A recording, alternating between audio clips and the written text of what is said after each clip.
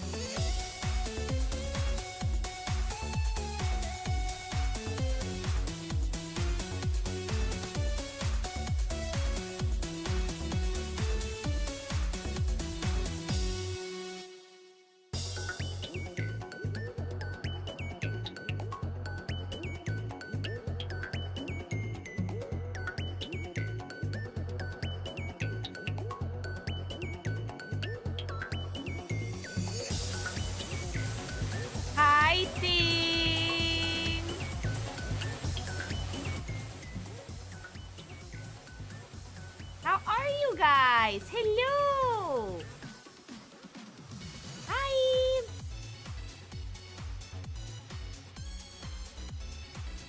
Hi, everybody. It's fucking cold. Winter decided to descend on Spain like nobody's fucking business. I went outside and the wind was so biting it almost cut into my cheek. I was just sitting there like, the entire time. It was gross. Hi. Yeah, the weather in Spain decided, you know what? We're gonna be vile today.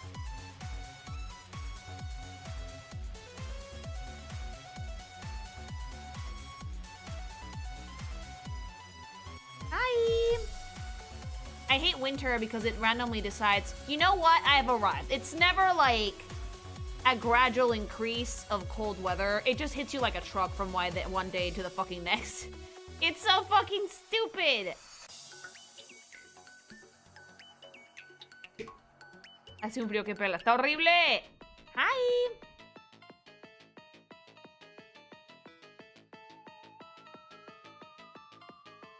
For us, it's like, oh, hey, it's raining. It's been raining. It's been raining around here lately, which is kind of annoying. The weather had changed. Like, I one command in Minecraft, the ones who typed in the weather command. Gods, why? Why do this to us? Insert gremlin noises here.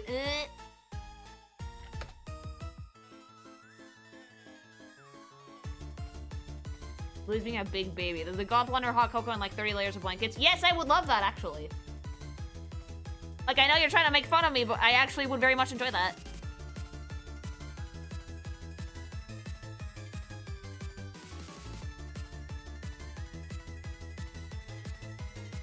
I was watching the Rule 34 though video, and you know what? I'm not even surprised. We made that stream a while ago.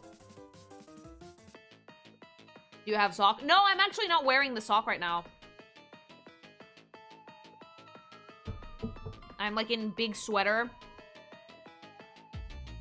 In big sweater and in like some sweatpants that are like made out of sweater fabric. Very cozy. But it's still cold out. Hola. What's worse, you're surrounded by water. I'm on an island. The reason why it's cooler here than the rest of mainland Spain is because I'm literally surrounded by water on all sides. So things never get too hot here, but it does get decently cool. It also means we don't get as cold, but it's still gross.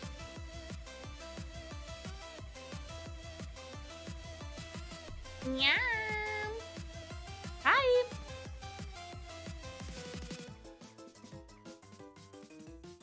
What's the temp for you, Lily? Like, not even, look, to most people this would not be that bad. It's like, what? 10 degrees Celsius? Or actually, I have it right here on my phone. How bad is it?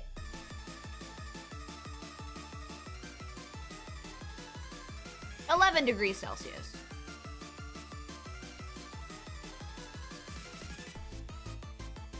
Yeah, 11 degrees Celsius feels like 9, according to the weather app. So it's decently cold. It's because it's windy. That's not cold. From someone who's from Mexico City, where the average temperature is like 15 degrees at chilliest, it is cold.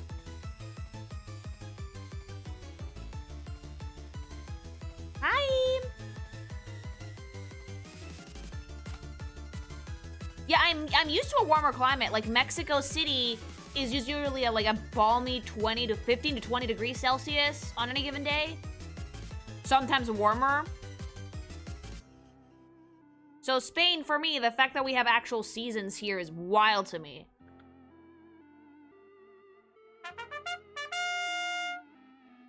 Good morning, chat and Pink Thing, and welcome back to Pink Thing Radio. Hi! Wanna request a song or talk to the Pink Thing? Be sure to send your message with the subject tab. If you don't put BB in the fucking subject, I'm not gonna read it. Thanks so much for the super! Good evening, Lily. I have my Necromorph plush now. Yay! So many people are getting their plushies. I'm already making plans for the next one.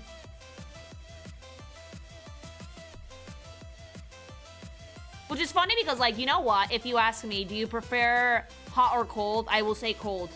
Any day of the week, I hate the summers here. As much as I bitch about the weather, I love this weather. Purple plushie? Maybe. I can't confirm anything until, like, we're in prototype stages, though, but I will talk to Noir, because they do want to make another one. It's easier to warm up than to get colder. Yeah, I can't take off my skin.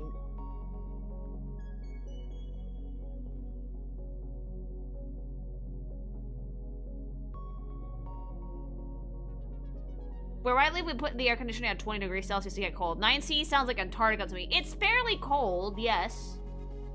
And it's not even like Lily body pillow would be nice at this time of the year. I don't even know who would be like up to making a body pillow. Like, I would love to make stuff like that, but that's the type of merch I have to go through a third party. I'm not doing it myself.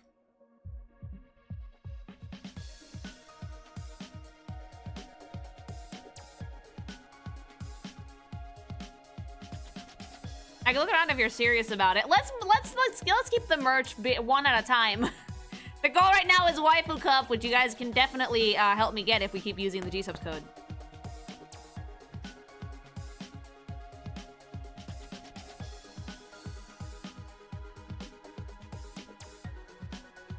Lily Necromorph blanket. Oh, that would be really funny.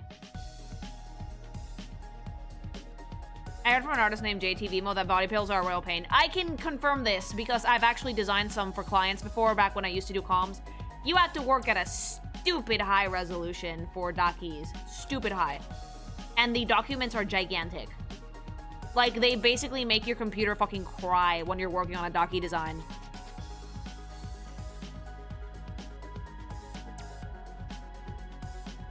Bertha blanket when? Oh my god, just a blanket full of cows and necromorphs. Really? Stupid high resolution for a docky? Yeah, think about it. Look at the size of a body pillow. To be able to preserve the detail of the illustration in something that's printed out and that size, it needs to be a fairly high resolution. I'm planning on benching Monster next month and getting a supply of gsupps so you can bet your bum I'm using the Kinkimation code checkout. You should! Monster's so expensive! Monster is like €2 a can. gsupps is like fucking 25 cents a serving. It's so expensive. Switch to gsupps. It's better for you. What about acrylic stands? Those are easier. I'm getting my cans at 130. Still more expensive than gsupps.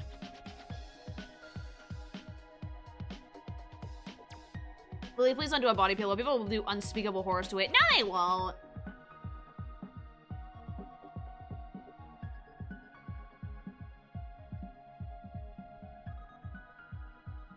gsupps is actually much cheaper than most energy drinks. It's like 25 cents a serving. All right, let's get into the segment today. So, the preview footage.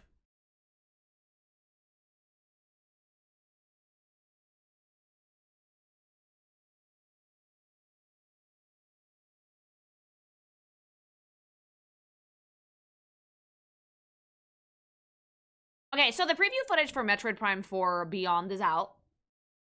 And I think that, like, most people, I played the Prime remake, like, 2 years ago, and I loved it. So I'm actually fairly excited about this game. I want to watch the trailer with you guys, because I think that they just released another big one, a really, really big trailer. It kind of goes into, like, more in-depth into the game a little bit. Because I do think that Metroid Prime as a game was delightful, and from what I've seen of it so far, it looks like it's going to be a really, really good time, especially on the Switch too. So let's watch the trailer for it, because there's definitely stuff to talk about in this game. But apparently, there might be some issues. So first, trailer.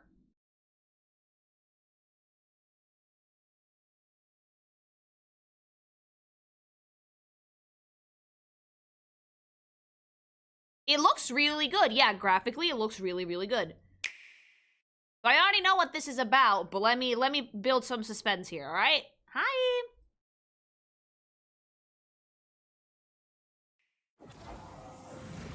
This isn't the Nintendo Switch 2 version of the game. Look at that. That looks beautiful.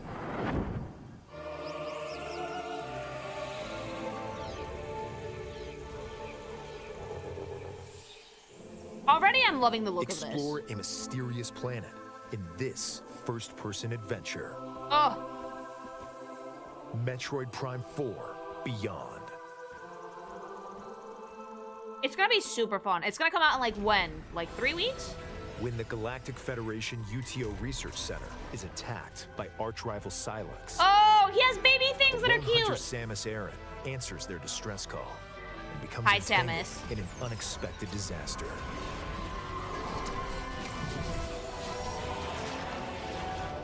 Arch rival. Does she have one of those? I thought it was Dark Samus. That's She beautiful. awakens on an unknown planet called Viewrose. That is gorgeous. Now, she must fight to survive the planet and find a way home.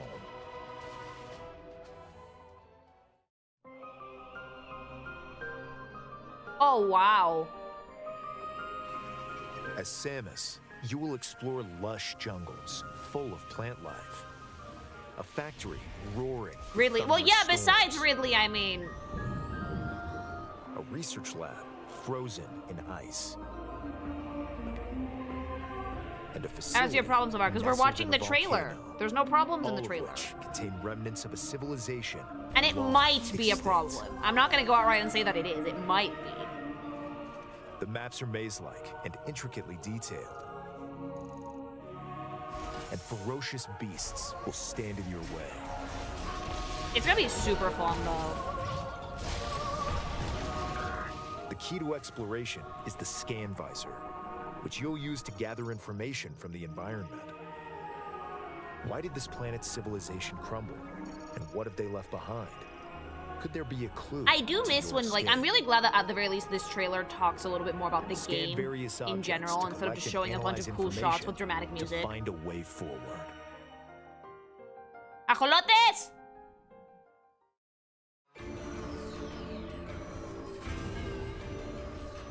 Your core abilities include Samus's power beam. God, which if they're can going, shoot if they're rapid growing fire on you, or really, I'm gonna charge. die of laughter. Highly accurate Berm, target tracking did you guys missiles. just see that? The Those ability aliens to are jump. CRAAZY. The form-altering Did morph that ball. just happen? Silex is right behind me, isn't he? Stop! No, no, don't spoil it! And dashing while locked on a target.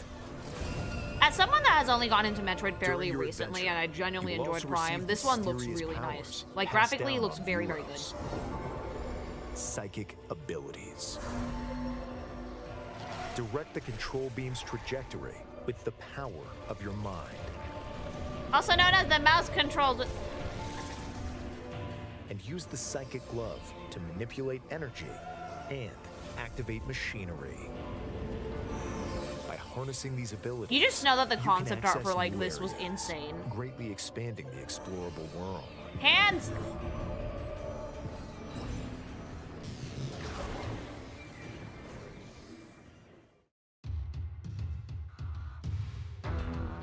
This is one of the things that people actually are not so sure about, the motorcycle, but I kind of dig the The motorcycle. various zones are connected by a central desert called Soul Valley. I actually do kind of dig the motorcycle. I think it's a pretty cool way to get By around. obtaining Viola, a machine left behind by an ancient civilization, you can freely traverse the roadless desert as you head for each zone. Certain actions can be Complimentary taken by lesbian riding bike. There you Viola. go. These include countering attacks from approaching enemies. Yeah, and the fact that there's smashing like bike crystals at combat high seems really speed fun. to convert them into the energy you'll need on your adventure. Plus, if Samus is in a location where she can ride Viola, it can be summoned instantly. And by dismounting, you'll return to a first-person perspective to continue exploring. Akira slide attack. I think that looks pretty good. Some people have had an issue with the bike. Here we go. But I think the Like bike is fine. Samus, some Galactic Federation troopers were also transported to Viewrose. Samus throws on Turbo Lover by Judas Priest and peels into the sunset. Honestly, that's the best way to leave Into the Sunset, though. Thanks so much for the super chat. Follow distress signals to help the troopers and occasionally battle alongside them. They can See, even this is provide one of the useful things that upgrades. people might Teamwork is think key might be an with issue. any of you. I Hope to personally think escape having the planet NPCs in a alive. game might not be the worst thing, though. But we're gonna get into the meat and potatoes of this in the next bit. I just want to finish watching the trailer. Sandworm, was there one? Well, if it's the only way off this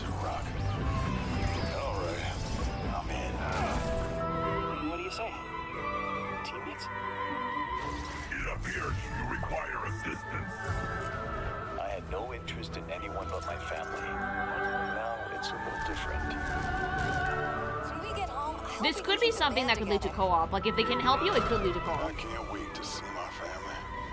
When I get back home, I'll be taking a much-needed leave. Did that robot have a lisp? It's not a robot, I think it's a new person. fate and an unknown destiny await on planet Vuros. Samus and her allies' fight to survive is about to begin. Metroid Prime 4 Beyond. Available December 4th, only on the Nintendo Switch 2. And that looks super cool, Nintendo right? Switch Okay. system. Well, now let me get into the meat and potatoes of what my people might think the issue. So the preview footage has just come out.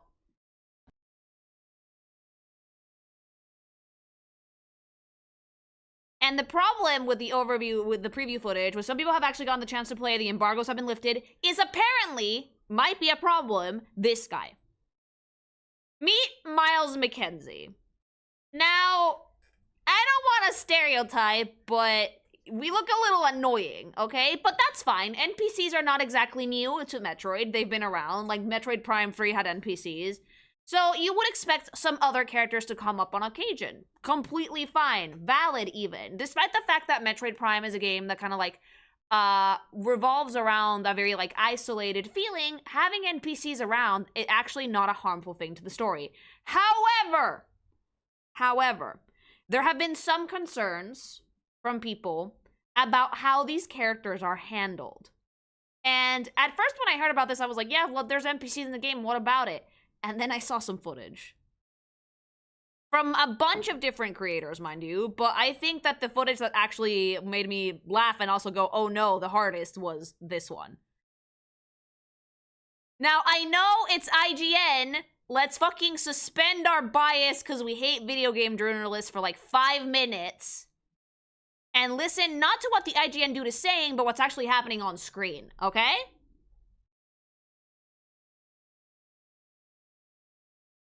After 8 years of Keep in mind, this game has been in fucking development hell, alright? It's been like 8 years.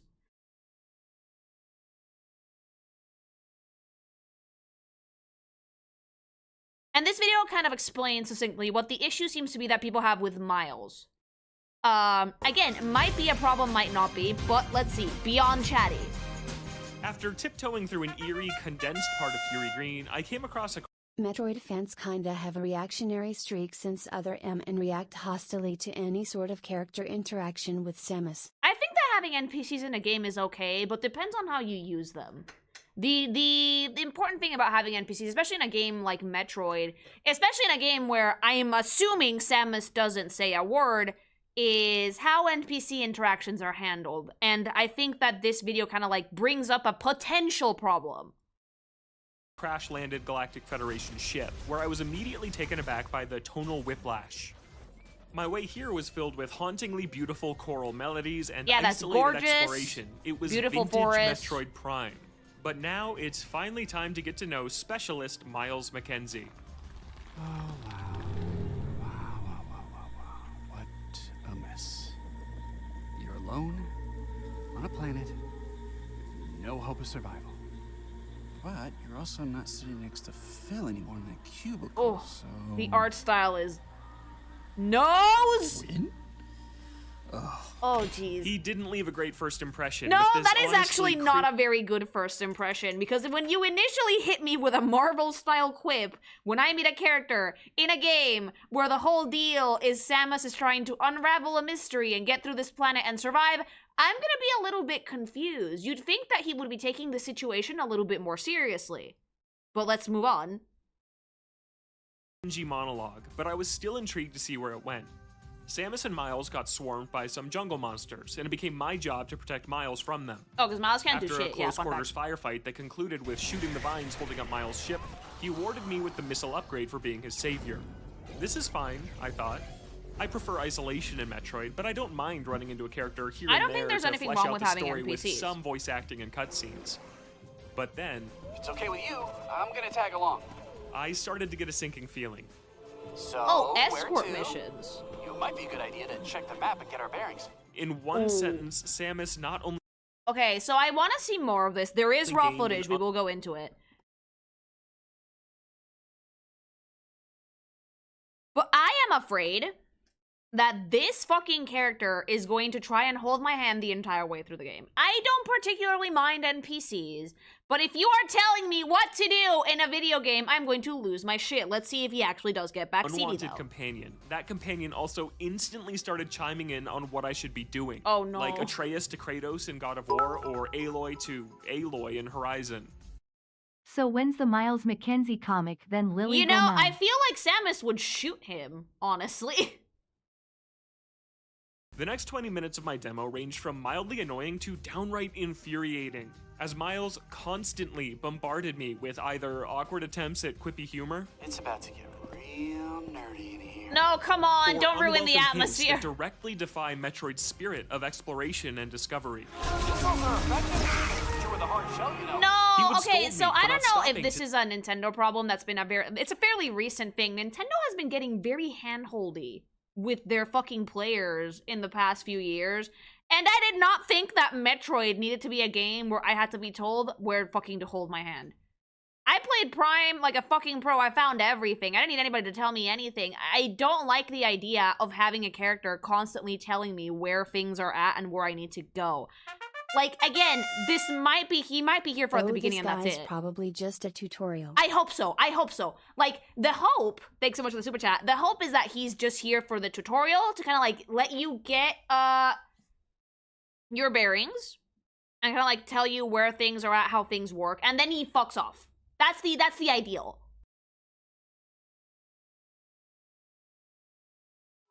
And we know for a fact that there's at least like 6 different NPCs. So hopefully they'll give you a Two tutorial on important something and then things. fuck One, off. Metroid Prime 3 had NPCs and voice acting, though not to this level. 2. This is not the first time Samus had a companion like this. Everyone forgets about Armstrong Houston. I sent you some pictures. This needs to be in the video. Rujakert has a YouTube short that perfectly summarized this character issue. Yeah. Like, I want people to know that my issue isn't there with being a companion NPC. Those are fairly common in video games, and apparently from what I hear, Metroid Prime 3 has them. It's how it's handled. It's the quippy Marvel-type humor. Like, he's, like, trying to be, like, a nerdy dipshit that I don't like. The handholdy bits, I'm hoping, is just a tutorial. Because it might be, honestly. But we know for a fact there's at least 6 of these NPCs. For so long as, like, they let me do my thing, I won't really have an issue with it. The thing I don't like is how this character specifically is written in, like, the most we can't have tension ever type of vibe, you know? I hate that. Save my game. Are you sure we don't need to use that? Comment on everything I scanned. Can you read that? Because, like, I'm sorry, but if I want backseating, I'll just look at my chat. About this place. They really don't want anyone in here. Must be a This safe character's why space. Friends is getting hate. And with luck, this is the only character that's annoying. And with luck, he won't be there the entire time. We can't exactly write off Prime 4 because of, like, some preview footage that we've seen. That would be very silly.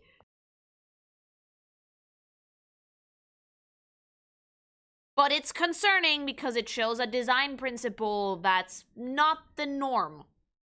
I'm gonna say it, if people are actually falling for this and exploding out of proportion and bringing the hype down to fuel Nintendo hate propaganda, you're a fool and an idiot for falling for it. Okay, calm down. Let's chill. I personally don't particularly think this is a Nintendo issue. This seems to be a Metroid issue. While I have said that Nintendo has been getting very handholdy with its players in the past few years, this might not necessarily be the case for Metroid Prime 4. Here's the thing though, right? This game has been anticipated for, like, what, 8 years? It's been through development hell. I think it's even, like, what, did it even switch devs at one point? I don't remember. But point is, people have been waiting for this game for a very, very long time. So this is, like, something that is highly anticipated, and people already have some set ideas about it. Which means that when something comes in being completely different, and it's not looking great to a lot of people, it's only natural people might get upset. There's a lot of things to roast Nintendo over, but first-party game quality generally isn't one of them. And I'm not The even game will be roasting fine at Nintendo worst. at all, personally. I think that this looks beautiful. My issue is with writing. Considering this is IGN saying all this, I'm not convinced. They always blow shit like this out of proportion. and for all we know this guy's probably only around for a few minutes. We will get there. I say we wait for more footage before we start panicking. We will get there, because again, as I told you guys at the start of this, I want you guys to not listen to the IGN dude, because like, I know we have some bias against gaming journalists. I want to see what's on screen. I do have some raw footage as well. It could very likely be that this guy is our tutorial, and it's very likely that that will be the case. However, it's not a good first impression.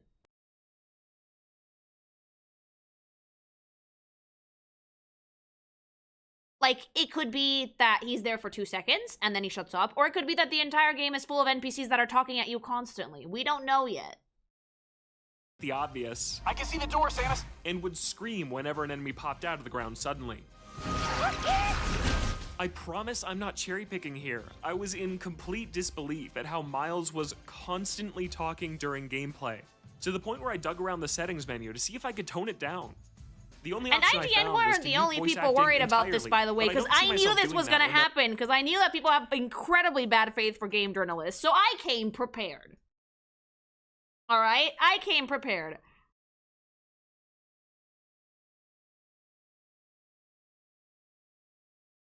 Other renowned Nintendo content creators, Arlo. I don't know if you guys know who that is. Puppet, absolutely fucking hilarious about it. He's also concerned about this. He's not writing the game off entirely, but he is rightfully concerned that the actual, like, fucking vibe and tension of the game might get a little bit tinged or fucked up by the very, very chatty characters. The problem is that we only have preview footage right now. We don't have, like, the actual full game. I have some raw gameplay so we can see for ourselves just how much this dude talks, but if we can't play the game, we can't form, like, a full opinion, you know? Okay, the thing where he goes, like, there's no option to just survive was really bad faith. If there should be an option, there probably is. There probably is. Or actually, no, there might not be. Nintendo doesn't like to do a lot of options. Actual cutscenes I'd still like to see play out normally. I don't have a problem with Metroid focusing more on story or introducing important new characters. I'm gonna show you guys Arlo's reaction, because Arlo is a gigantic Metroid fan. He's been waiting for this for a long time, and he was also not happy about this. So, like, let me show Arlo's reaction. I'm gonna talk over it just so that, like, nothing gets fucking clapped or whatever. Because I actually like Arlo as far as Nintendo content creators go. I think he's a little bit biased towards Nintendo for obvious reason. He's a Nintendo content creator. But I usually respect his takes when it comes to games, especially shit like Metroid, because he's a giant Metroid fan. So his reaction to this was he was concerned. I thought you were bringing him on call for a second. The day I get to call with Arlo is the day that I die happy. I love that puppet. Did you know that? 11 years today. He's concerned with Miles' writing. And that's the main thing to be concerned about, the writing. AI, like people do. It's not AI. Up like a space. Fell anymore, Nick. Something I think you need to see. I love Arlo. Okay. Oh, wow. Wow. What a mess. You're alone on a planet with no hope of survival. Reminds me of Eageraptor's Mega Man sequelitis video where I want to slap and scream to the helper NPC, no shut up. I don't need you. And that's the thing. If he's only around to kind of give us, like, the basics, that's completely fine. Because that's expected in a video game like this. But if he's talking the entire time, I would be worried. Fell anymore in that cubicle, so win.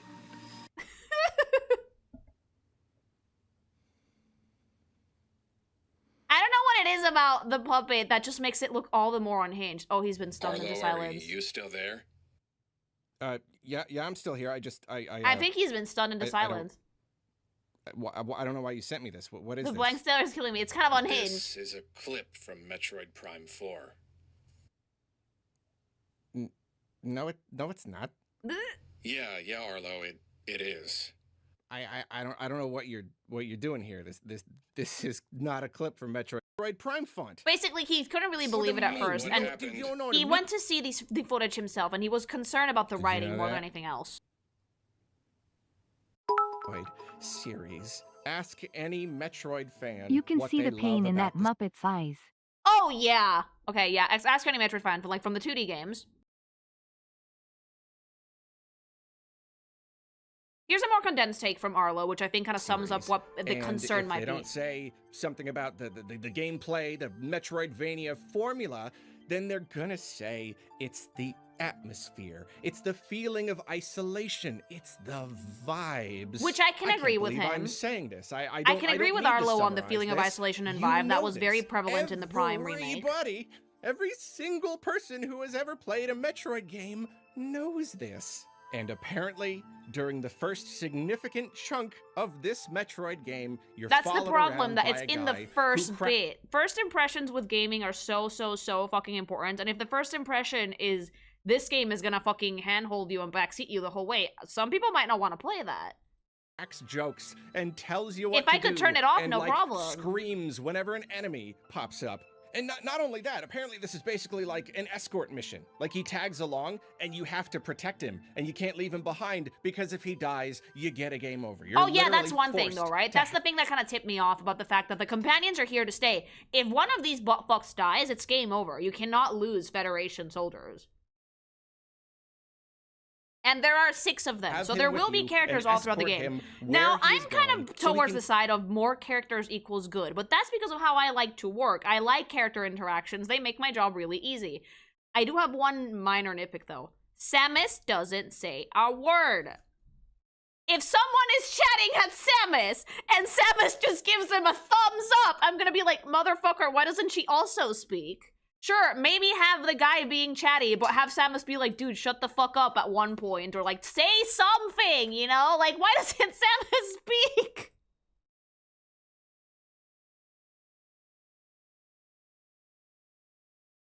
But enough of this nonsense. I also have raw footage. Let's go see if this is really as bad as people say. She's just stoic. No, she should talk more. I want to see when you find Miles and if he stays chatty all throughout. That is gorgeous. If I get Metroid, you bet your bottom dollar I'm gonna fucking buy the shit on the Switch too.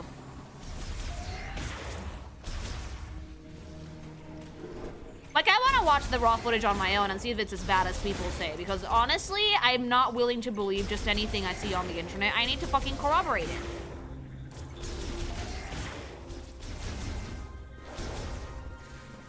Oh, that's so pretty.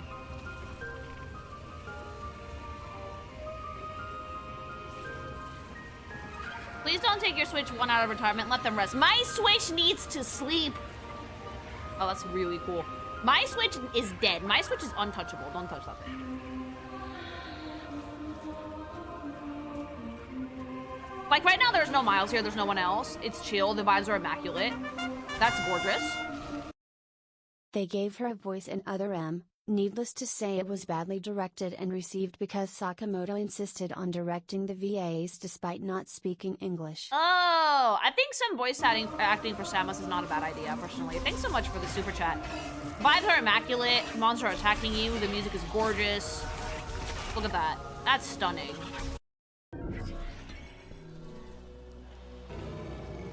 And all of this is raw footage, by the way.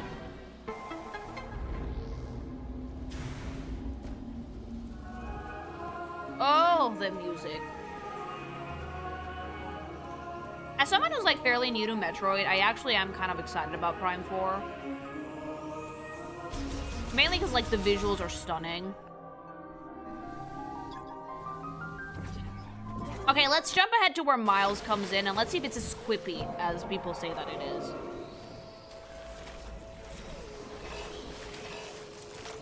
Eight long years of waiting. It's been a while.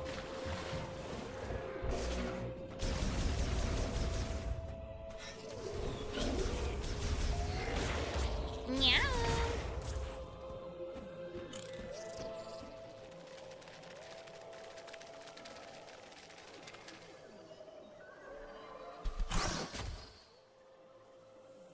All right, let's see where the boy is at.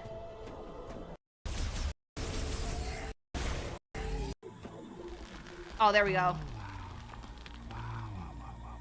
What a mess. So this is actually in the game. Alone on a planet with no hope of survival. But you're also not sitting next to Phil anymore in that cubicle, so... Win? The nose is sending me to Jupiter. Because that's as far as it reaches, chat. What? What now? Samus? Samus Aran? Hey! Hey, Samus Aran!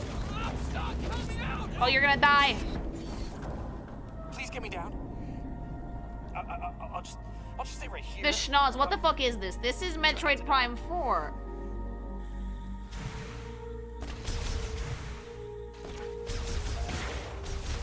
Oh! I think it's working. No, stop. What was that? Samus also speaks in Fusion and Dread. The issue is not that she can't speak, is the quality and quantity of the dialogue what matters. Yeah, I just don't want her to be like a silent protagonist if everybody else is speaking at you. That did not sound friendly.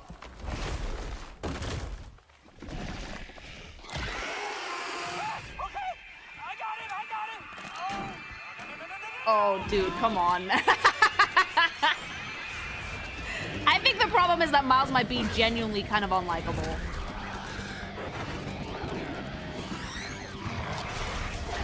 But this is incredibly Marvel, so like if you say that this is not Marvel style humor, you're coping quite a bit, I'm sorry.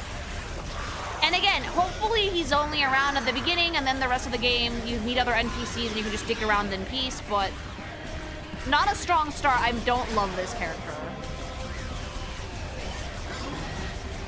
Or he becomes cooler or stops being such a nerd and gets redeemed. I would just very much like to hear Samus being like, dude, shush, I'm doing something. The music is gorgeous, yeah. I love Marvel, but yeah.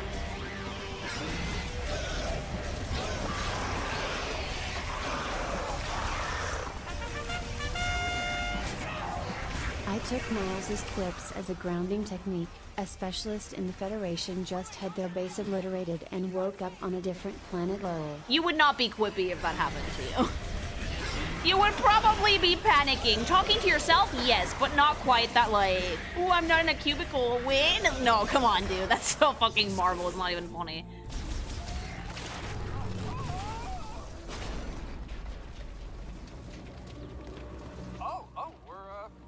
We're good. Okay. Put it away! I'm coming down. Thank you, Samus. Speak, woman! Miles McKenzie, engineer level 4. Samus, at least be like Bet. Hold on, I gotta manually override this. These X7 said it. Stick a little. Come on.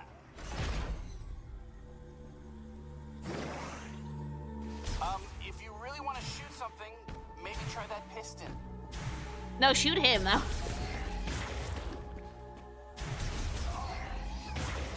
Really, Jam?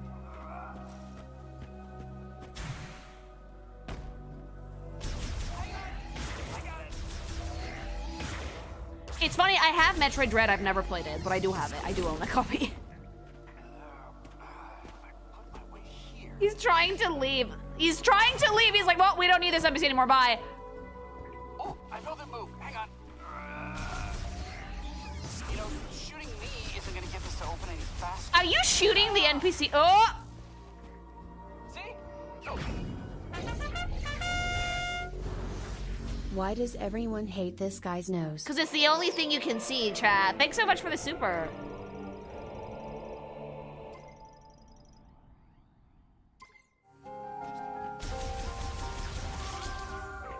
And now I believe he's with you now. Little baby escort mission?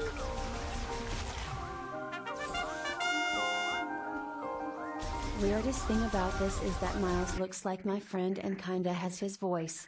Plus he likes yellow. He thinks Nintendo used AI to capture him. Does he really think that Nintendo deep faked him into the game? Ha! Thanks so much for the super. I really don't want anyone in here. Okay, so he's with you. So he is talking.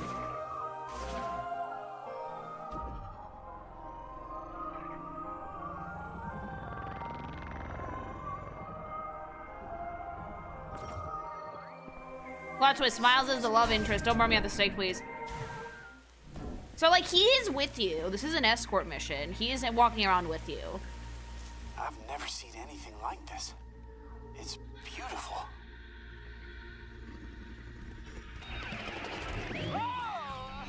Oh, come on. No! I just felt myself fucking astral plane from the cringe. That was not necessary. Yeah, do stay out of her way. I think in particular, I do not like this character. Non-Square Pixels, thanks so much for the membership. The stuff wacky dialogue worked in Portal 2, but that was written by genuinely 20 people. Oh.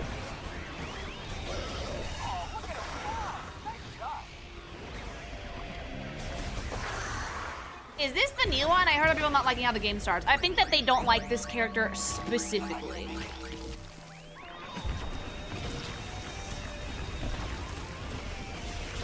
They're not too excited about having a quippy NPC that follows you around and tries to tell you what to do, but hopefully he's just in the tutorial.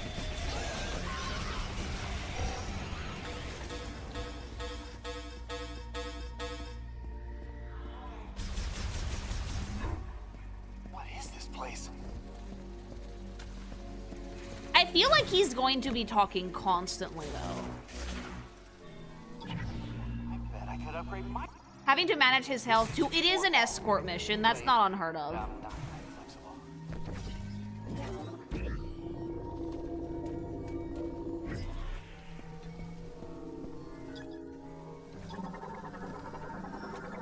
So far, I don't hear that much to be annoying, but whatever he says is annoying, though. That's the problem. Whenever he opens his mouth, he's aggravating. That's the issue. No idea what we're doing, but it feels like it's working. Don't tell me how to do the puzzles, though. I don't think he does. And the thing is that if this motherfucker dies, you get a game over. So you can't let them go.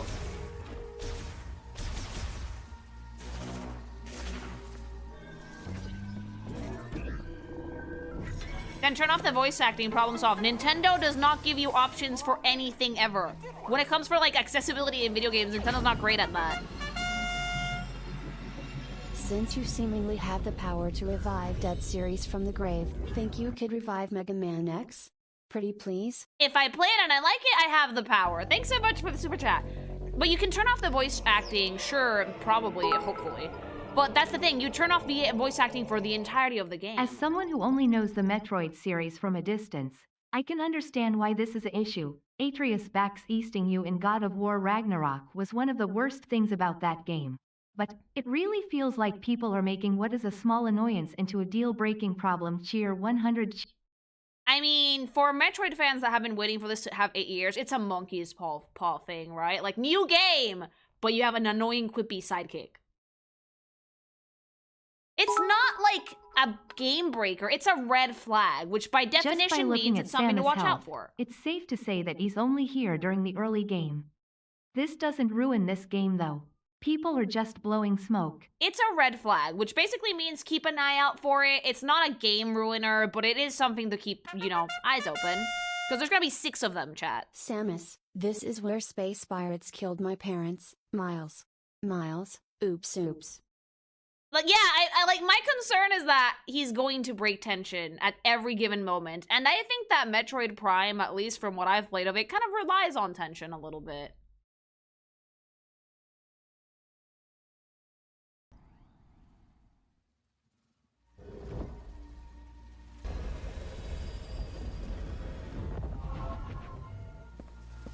Found something for your suit, didn't you?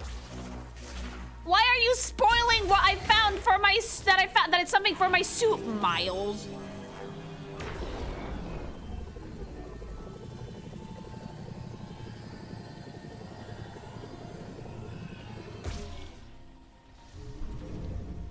I think what people fear is the moment where Samus will look weak and these glove cheetahs will save her life. No, not really, no. I think that they're just, like, concerned that this character is going to be annoying the entire time. That door just opened all by itself.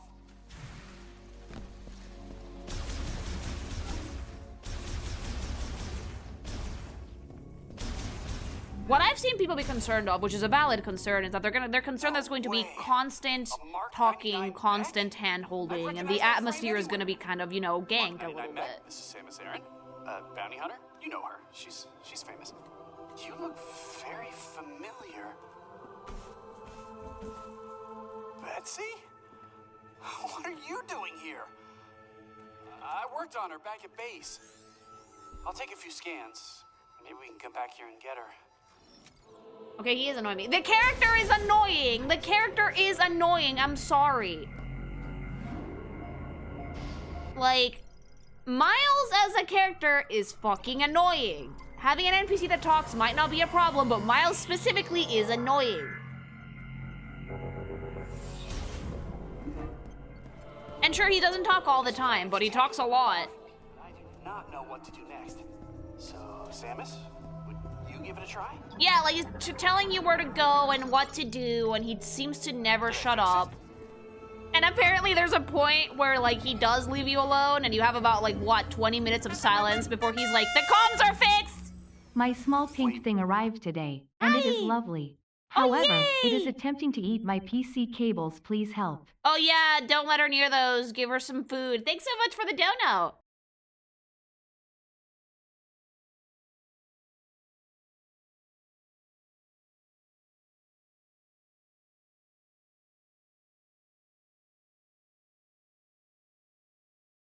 But okay, I think I've seen enough personally. I do, like, personally, I don't think that this will be a game breaker, especially if he might only be around for the tutorial. But, I don't like this character, and I can see why some people might be concerned that he's essentially going to backseat you the entire time. Is it a deal breaker? No, it shouldn't be. People who are saying that they're not going to play it just for one character, you probably shouldn't say that. You just give the game a shot. We only have the early footage anyway. Like, at least wait for reviews to see if it's like that all the time. I personally feel like it should not be, because there's 6 of these characters, so you will probably have time to interact with each one of them in, like, their own way. And I feel like Miles might be the most annoying one, but in general, I feel like he's more like he feels like a tutorial character, but we don't know that. That's the problem. I am personally gonna wait until I see reviews to see what the game actually, you know, plays like. But I do see why people are concerned. Cause it's just, he's kind of a mood killer, you know? It's kind of a mood killer that you're like in this desolate planet, it's isolated, it's lonely, but it's hauntingly beautiful. And then you hear a dude going, Geely, wee gee, wheelie gers, Samus, open the door. It's like, no.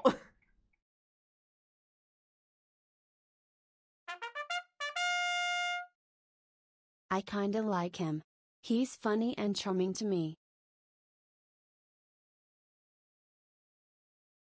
Like, thanks so much for the super. The thing that people are scared about is the game design headed into the direction where there's no tension, and where you are basically going to be in a place where no one is going to leave you the fuck alone or stop talking. Because it could hit that way. We don't know, but it could. Golly gee, Samus, like, zoinks a little bit. Yeah. But yeah, it could be nothing, it could be something more substantial. We won't know until reviews are out, basically. For me, I don't like Miles, but I would still play Metroid Prime 4, or at least wait till reviews. Because I feel like just making that decision to play a game or not based off, like, a few, like, fucking, what, 20, 30 minutes of footage, not the wisest move, I would say.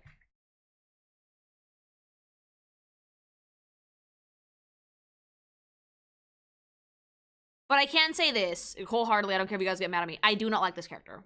Not even a little bit. I genuinely hope that he fucks off as soon as humanly possible when I'm playing the game, because the idea of someone yapping at me while I'm trying to do space things sounds really annoying. Miles is the new Tingle. Our hate is justified, our concerns are valid, and the red flags are wholly warranted. I can see why fans are concerned, and I don't like this character in the slightest. I'm sorry, chat. Thanks so much for the super. Since you've had a streak of bringing back dead game series, I've got one for you: bring back the Soul Calibur series. I personally think you'll enjoy girly pops like Ivy, Taki, Sophidia, and more. Again, the powers to bring back series requires me to play the thing and really like it. It's not magical, unfortunately. Thanks so much for the super. But yeah, I don't like Miles. I hope that he fucks off as soon as possible. I hope that the other NPCs you encounter are more likable than he is. Like, there's a general guy, a robot, a girly pop. For, like, we saw them in the trailer, actually, right here. Like, I don't mind having NPCs, just please make sure that they're not annoying as fuck. Like, Miles is incredible. See, like, normal dude. Samuels, though? He doesn't look like he's gonna be fucking making jokes, thank God. Thanks so much for the super. Like, he looks normal, she looks normal. Miles is the only one, and, like, I don't know why they chose to start with the most annoying one, chat. A robot, like...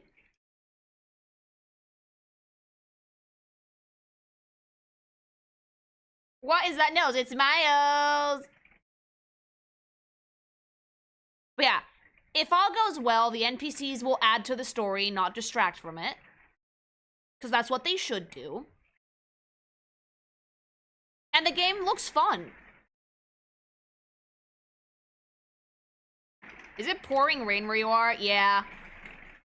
Yeah, but I can't just stop talking because the weather decided to be a cunt. I'm just gonna get closer to the mic. Hi! But yeah, overall, I do think that some people... It is a valid concern in, like, the game design's general direction.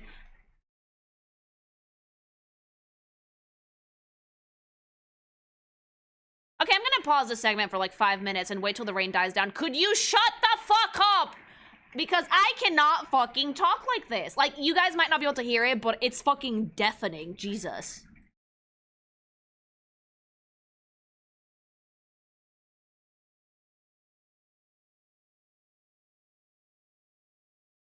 Wave, if this is not, this is gonna be for our video, don't just cut this part out. This is not for a longer video. This is a short segment. Just the weather decided to be a cunt.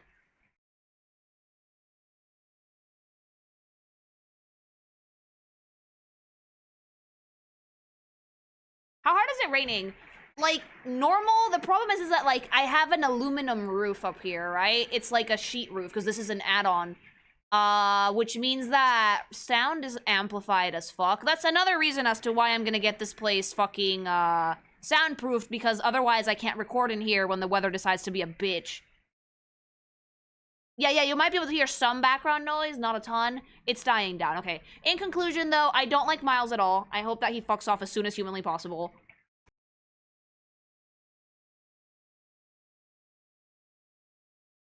This is ASMR. Is it? For me, it's really annoying. It doesn't let me do my job. Pink creature yells at Cloud. It's also super windy, and it makes, like, the fucking door to my balcony rattle, and it doesn't let me sleep.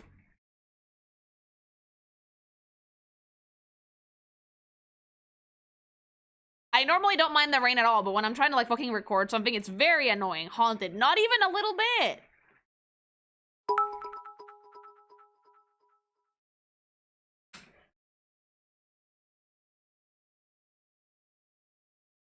You check out what I sent you. There's a Proto Miles in the official comments. I'll look at it in a bit.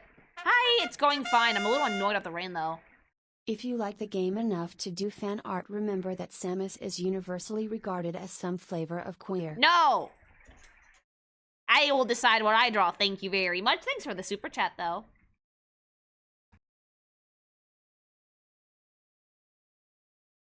I'm just, like, waiting till, like, the rain dies down so I can finish and, like, show some memes. Like, Wave, just give me a second, okay? It only sounds when you're speaking. Remove the noise canceling for 100% rain noises. It would be super loud.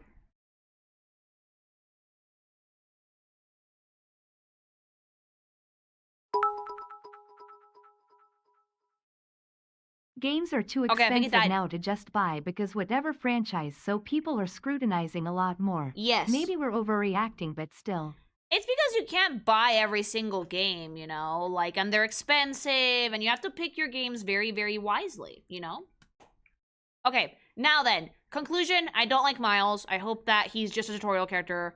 Hopefully he is. I do think that is a valid cause of concern in general for the Metroid franchise, to have someone in your ear constantly, but we don't know if that's going to be the case. At least let's wait until reviews are out. Let me show you guys some memes! So we may end this segment.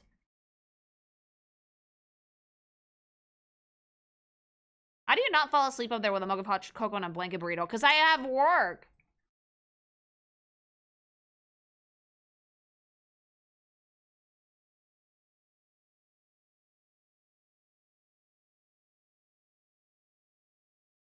Okay, so Wave sent me this, and he thinks that he says that this is a Proto Miles.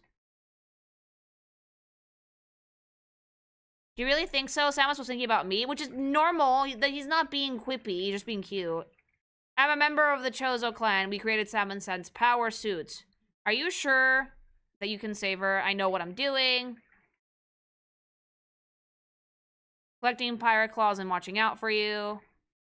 Thanks, I can take care of myself. You didn't seem to mind the energy ball that I passed to you. Of course I gave it to you, because you wouldn't have done my suit any good. I have a feeling that battle isn't going to be any easier. You're telling me? Really? And who knows what else are still waiting deep in the tunnels of Zabes. Look, here's the thing, though, right? This Proto Miles, he seems like a normal human being who is not making quippy jokes and Marvel fucking dialogue every 2 seconds. He just seems like a normal dude.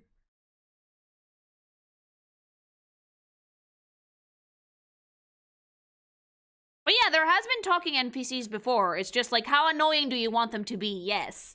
All right, but if this becomes a video, like, comment, subscribe. What do you guys think? I'm personally gonna wait for reviews. I'm not writing the game off just because of this. But Miles is annoying. Miles is annoying. Fight your demons in the comments. Let me know. And remember to go get some gsupps with code KINKYMATION for 10% off at checkout because it's delicious.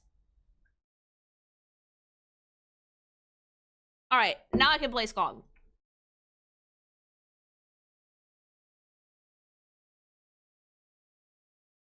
Who is this? This is another, like, again, there have been NPCs in the past. No one's arguing against the NPCs. Anthony Higgs. Yeah, like, I'm not arguing against the NPCs. I don't mind them. I think the NPCs add to stories. I just don't want them to, like, be talked at the whole time.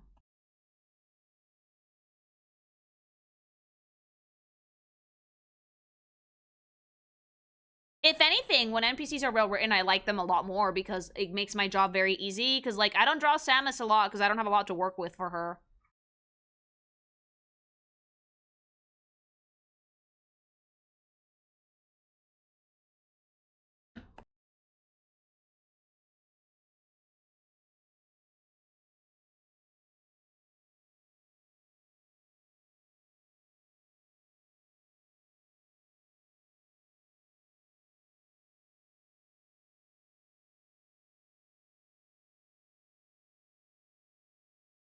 You have drawn Samus before, very well, in fact. I have, yeah, it's not a character that I'm unfamiliar with.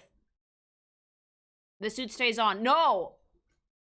I never actually got to play Metroid, but I loved Samus, so I just have to play the new game until I learn that it basically aims for you. I don't think it does it? Yeah, like, I've literally done, like, Smash content with Samus before, and then I've done, like, some random pinups with Samus before. Nothing too, like, involved, though. I'm on my couch with a blanket burrito eating Nutella out of a jar with a spoon, and there's torrential downpour outside. I'm cozying harder than you. You are, but I have the dog up here. So, checkmate, bitch. The Prime series is mostly disconnected from the mainline games. Yeah, I think that, like, Prime originally was a trilogy, so I can play 4 without playing the other 2. Because I liked the Prime remake. I had a great time with that one. It was really fun.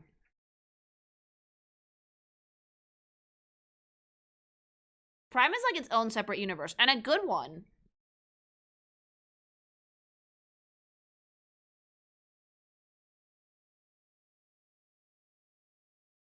Cream Tree, yeah, Cream Tree is up here. She's asleep. She's in her little baby bed. It's so cold outside. I didn't want to leave her downstairs. It's colder downstairs than it is up here, I think.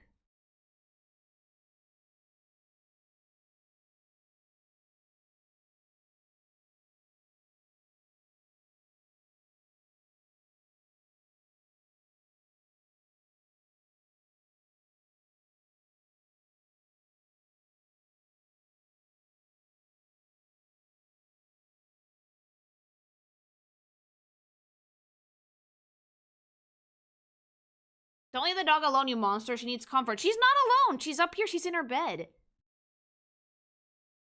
I think that the Prime series is technically considered a side adventure. Yeah, and I'm looking forward to see how Prime actually turns out. 4. But I'm gonna wait for reviews, because I usually wait for reviews anyway. I almost never jump into playing games without looking at least one review. Time is limited, and you only get to play so much shit before you die. Make sure you play stuff you really want to. Like, Skong.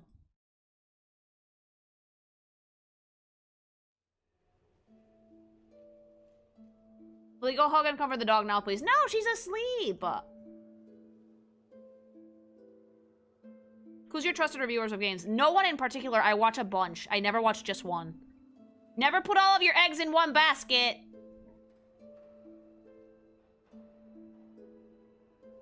I check for like the overall sentiment. Because I think that's more reliable. Oh, I can turn supers back on. Sorry about that, chat. What's a shame about Prime 4 and other games that come out in December don't get the recognition they deserve from award shows? Yeah, unfortunately, recency bias a lot of the times kind of murks the relevancy of a lot of these games in the Game Awards. But hey, it's okay. Like, we can still enjoy them.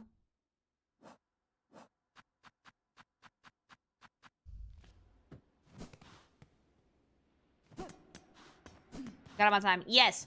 Also, I've decided that if I can't 100% skong, I don't give a shit. I will watch the other endings on YouTube. I'll do my best, obviously, but the gourmand fucking thing seems so annoying. Puppy has sat on me. I'm trapped. Send food. Oh, my dog likes to sit on me too. It's so cozy. Thanks so much for the super. And remember, guys, just chatting stream with gameplay in the background. So don't you go nowhere.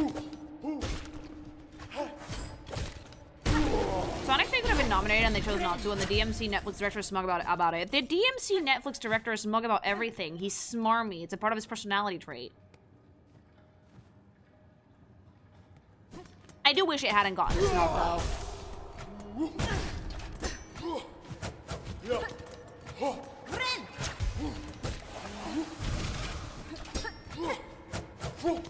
Also, like, I'm still firmly believe that the fucking, whatchamacallit, that Persona 5 the Phantom X is a fucking, it's a plant. I had to do the Gourmand quest to get the good ending. Fuck. The hardest part is doing the delivery, but that's not so bad if you go through the exhaust organ.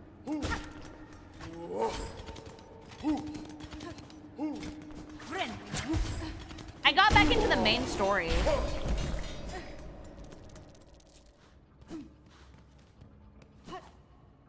I think that the Phantom X is evidence that they finally milked Persona 5 to death. Not yet. The only real annoying part of the Gourmand quest is the Rasher, but with the Fade Down Cloak and those anklets that boost dash speed, that makes things a lot easier. Yeah, I think that like I can get all the other ingredients no problem, but the Rasher is the one that I'm concerned about. You can see it gives oil, so there's very much worth for that alone. Isn't there more oil up here, though?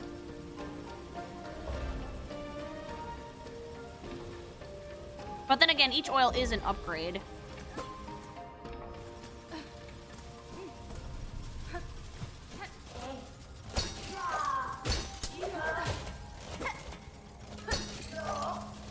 And honestly, the Game Awards are just half votes from gamers and half by committee formed by Jeff, made up of respected creators and reviewers of video games. Game journalists as well. It's not half of it, but like, here's the thing, right? And I might get ganged for this. You cannot have Game Awards that are just based off popular votes. You can't do it. Because then, China wins everything just by pure fucking population alone, and I'm not joking. Wukong won like, fucking, what, best narrative, and there was barely a story in that thing. So, like, yeah, you can't do awards like this based off popular vote. They should be more transparent.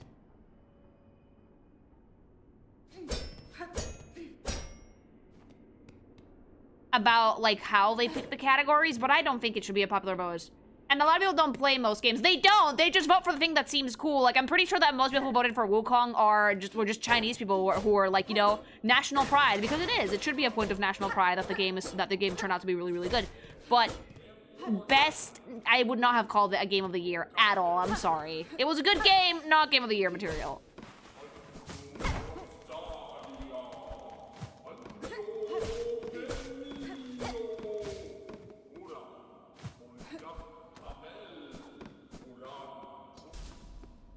Oh, hello. Oh, no.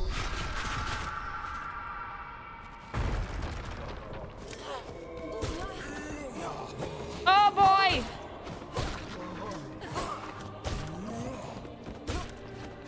Someone is spreading misinformation. You don't need the Gourmand quest for the good ending. All you need to do is move the fleet caravan to the Citadel and do the town boards. Okay, thank you. I was gonna try and do it anyway. So we continue to hunt for fleas because we love the fleas.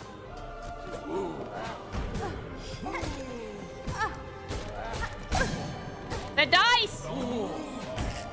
I think that Wukong story heavily relies on you knowing the mythos. Yes, it does, and that's why it's not a good narrative. If I need to go through, like, a fucking epic poem to understand the story of the game, that's not well written, I'm sorry. It's like a story only made up of, like, references. Oh, great.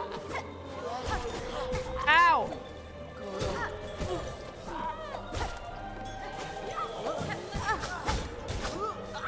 Do not touch me!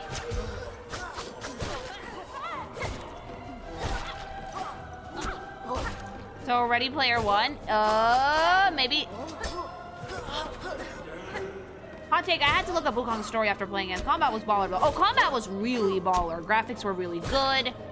I had a really good time with it in general. But yeah, the story was fucking nonsense to me.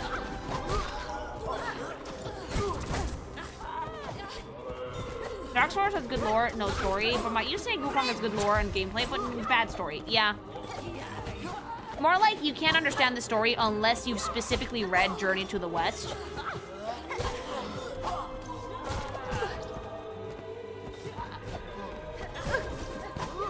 Like, at least in Souls games, I can read descriptions and piece it together myself, you know?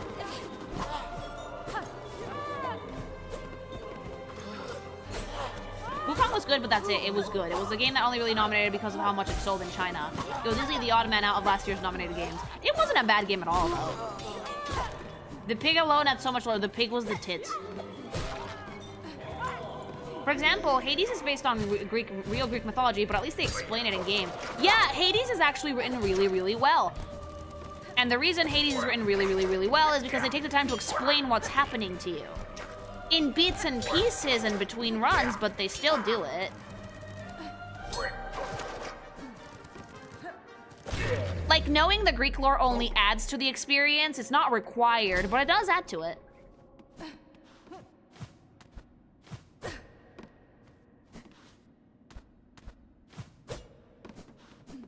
Weren't the Game Awards always a corporate joke? Not always. Like, a lot of people write them off, but...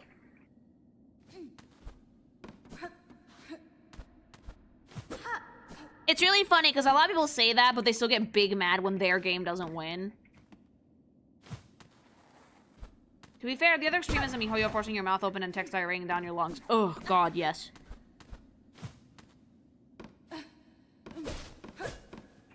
A lot of people write them off because their game isn't winning. Yeah. Whispering bolts. Ooh, baby. God, it's raining so much. I hate it here. Yeah, it's a joke up until your game doesn't win. Yeah, and then we get big mad. Eh, baby. You should try living in Vancouver. No! Like, I like weather. I like mild climates. I am not a pink thing of extremes. My hot take, I think the nominees are more important than who actually wins. Like, ignoring any acknowledgement for an impactful game is more insulting than it not winning, since being nominated is still a big recognition. Yeah, I always say that being nominated alone is a gigantic honor. If Donkey Kong doesn't win, I'll get big mad. You're gonna get big mad because it's easily the weakest of the lineup for this year. I'm sorry. I love Bonanza. It was a great game, but it's easily the weakest contender for Game of the Year. It's got nothing on Expedition 33, nothing on Skog. I'm very happy to see it nominated, but I don't think it's. But I do think it's the weakest of the nominees. Ah! And we're back.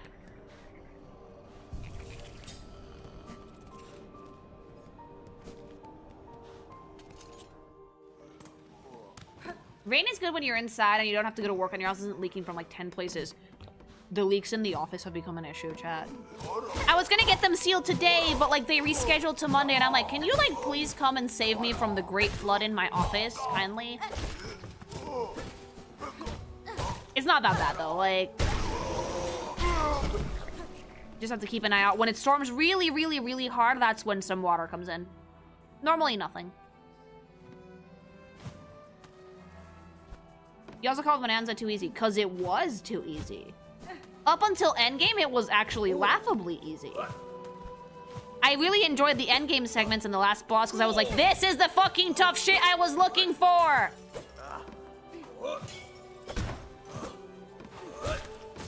But it was only like at the end of the game, which made me big sad. So much potential to make it an absolute pain in the ass. Considering how Expedition 33 won 7 awards with the Golden Joysticks, I would not be surprised if it did not sweep the Game Awards as well. I think Expedition deserves the Game of the Year win. I was happy to see Skong nominated. I'm still happy to see Bonanza nominated, mind you, but I do think it's the weakest link out of all of them.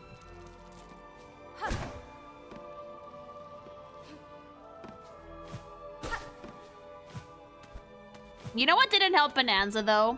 Like, unironically?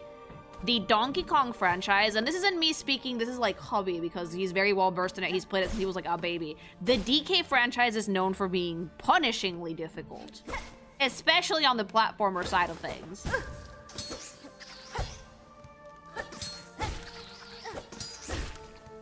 Nine Souls ruined your perception of difficulty. Again, I'm speaking from hubby's experience. The DK franchise has famously always been an incredible pain in the ass to get through.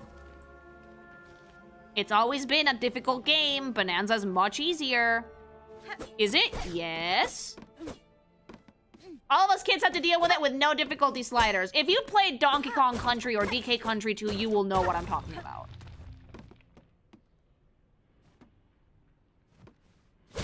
Also, is YouTube chat broken? I think it might be. Hold on. No, Bonanza is easy. Thank you, Wave. It is easy. It's an easy game. That's not necessarily a bad thing, but in a franchise that's known for being punishingly difficult, yeah, it's pretty easy. Be honest, do you remember any of the bosses in Bonanza? I remember Poppy. NK Rule, and that's it. That's the length of the things that I remember. Where was Vicious in those days? Yeah.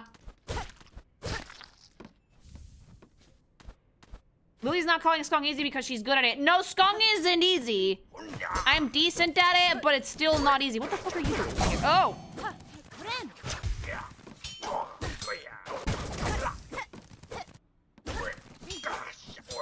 DK was always hard. Bonanza got the Mario Odyssey treatment, and while it's cool, it's not the same kind of game. We all remember the Poppy Kong, but not her boss fight. Eh, baby. Hot take, difficulty should not be our barometer for quality. No one said it was. I just didn't like that it was too easy. The game overall is a very high quality experience. It would not have a Game of the Year nominee if it wasn't.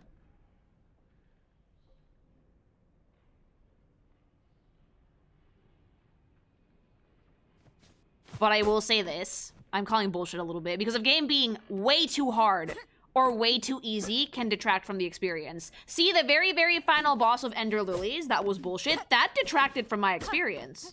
Because it was absolute fucking trash. Way too hard for bullshit reasons. So a game being piss easy might also detract from your experience.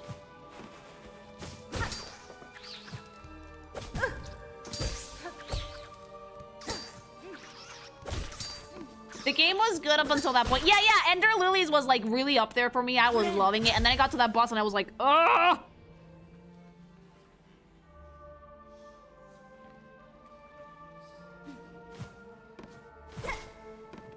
Also, like, another good example, a horror game where you can easily kill enemies would also be considered low quality because it doesn't, like, help with, like, that feeling of dread. Like, Silent Hill 2, nothing went down in one hit. Even with the boomstick, you know? It always kept me on my toes. I found the final boss of Nine Souls Wars. Nine Souls final boss is actually incredibly well designed. Is it easy? No. But, it's so well designed, and I died like fucking 40 times. I didn't give a shit. I did not care how many times I died, because I was having so much fun playing it. I didn't care. It's easily one of the best last bosses, if not the best last boss that I've ever encountered in any video game ever. Silent Hill enemies are basically built to be killed if you waste like 2 clips of ammo. That's a lot. Metaphor's final boss was a nightmare, and I dropped the difficulty to easy. Oh, God! She carries a precious cylinder. She must give it, share it, claw to claw. Pass it, and this vault keeper shall grant their wisdom. Just a small taste, a trickle, a glimmer of our citadel's sacred undertakings. Oh, I have 3 of these, yes. Yes, yes, she gives! It's ours. I have passed the relic, Vault Keeper. Now uphold your promise and aid me with your insight. Fool! Demanding of a Vault Keeper. Hers is impudence enough to bring death if she did not carry the scent of Weaver Spawn. So you know something of my ancestry, learned Bug. If it gains me favor here, I'll expect your service in full. Blech! Dead! Dead, your vicious kind are meant to be. Better methinks to say as such. But this one was taught. It shall fold its claws, it shall pass its knowledge as much as is gleaned. She's getting sassy. Hornet is sassy! Only to a first child must a Vault Keeper defer. Ooh! Lore! Last surgery of Conductor Mizello performed in White Ward's operating theater. Oh shit.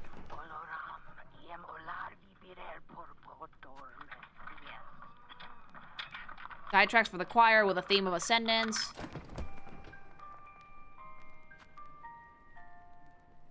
Guide track for the choir with a theme of salvation. Hi!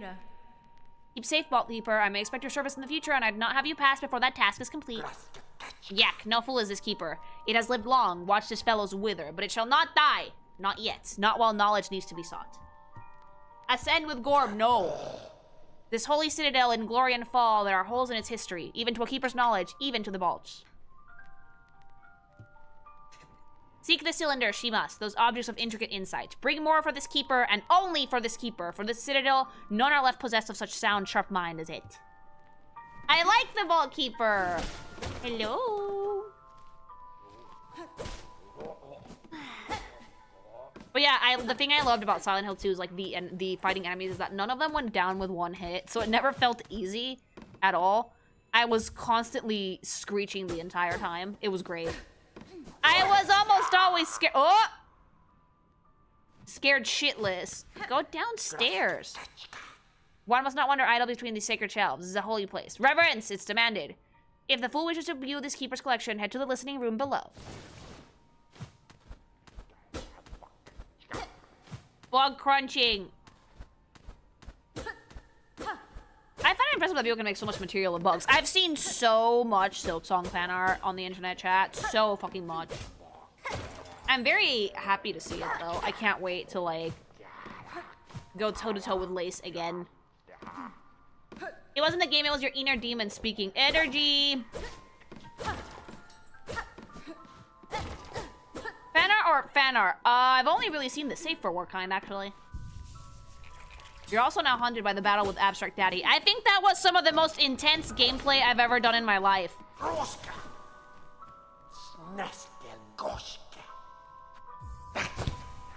It was terrifying, chat.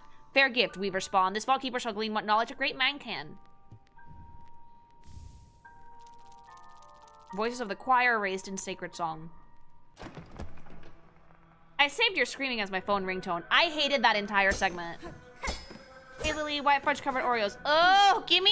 I want some. You screamed the whole time until the neighbors tracked you down. To be fair, I think that Silent Hill was my downfall.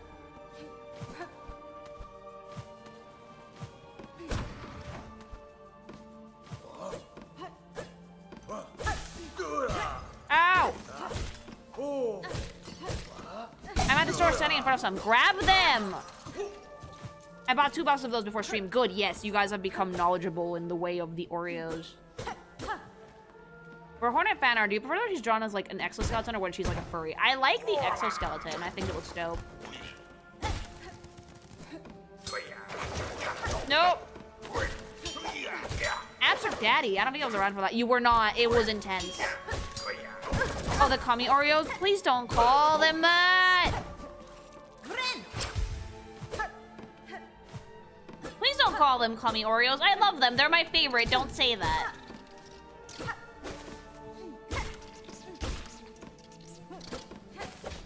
I mean, is he wrong? Yes, it's white fudge, you degenerates. I still find the Yakuza streams some of the funniest ones, just for how we reacted to the weirdest parts of the franchise. I love the Yakuza streams! I still need to play Kiwami.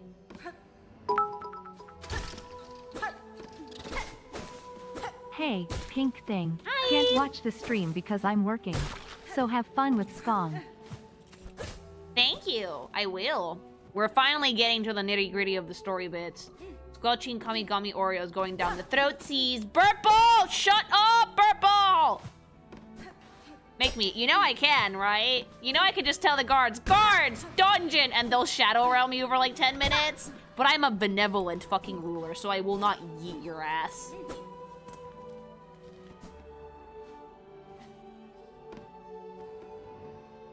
Just because y'all can't eat white food without thinking of semen doesn't mean y'all can ruin my cookies. Thank you, Punish Raccoon. Thank you. Ow! Hi Lily, found your channel about your review about the Night Ring character design. Since then I've seen a few different videos. Enjoy the Shantae and Final Fantasy ones. Love your cartoons and insight in art direction. Hope you have a great week. Thank you! That's so sweet. I'm glad you enjoyed them. There is a new video up today if you guys haven't seen it yet. We were playing Rule 34 Idol. It was a great time. Go watch it after stream.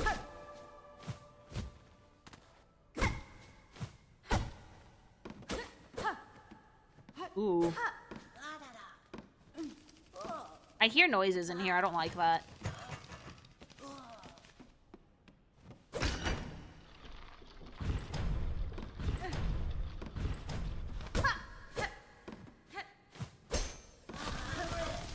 Oh god, ew, ew, ew, ew!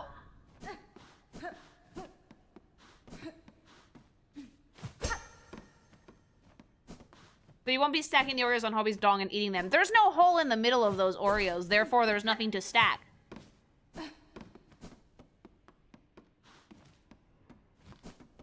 Thanks for Hollow Knight. The game has been kicking my ass. Be patient. Tips for anything that has to do with combat or bosses or anything like that. Okay, this is a tip that comes straight from the mouth of the wise Hobby. Oh, we let dipshits out! Oh no. This is a tip that comes straight from the mouth of the fucking, best man on the planet. Be patient. Figuring out a boss fight is like figuring out a puzzle. Don't rush into attack because you will eat shit immediately, okay? So, patience is your friend with anything that has to do with combat. Learn the patterns, focus on surviving and learning the patterns, and then find the exploits and go for the kill. It's gonna take a while to do things, at least at first, but you'll always get there in the end, you know? I'm a Russian swinging my sword and win, and you will get ganked immediately. Oh god. I never found this place. I do that a lot, yes. You fucked up, Lily. You let the roaches out. No! Oh, Roachmageddon. Ugh.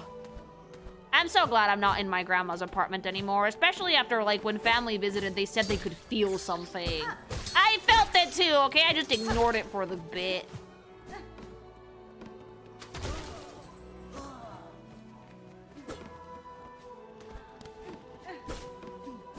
The roaches are flying. One time, I was at a friend's house in Mexico, and there was a roach. It was, like, on a notebook, and we went to squash it, and it flew, and everybody screamed. Hi!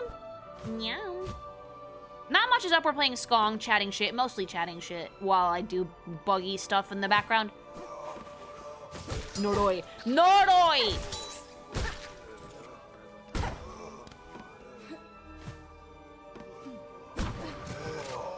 Did you open your mouth wide? No, ew, I was screaming.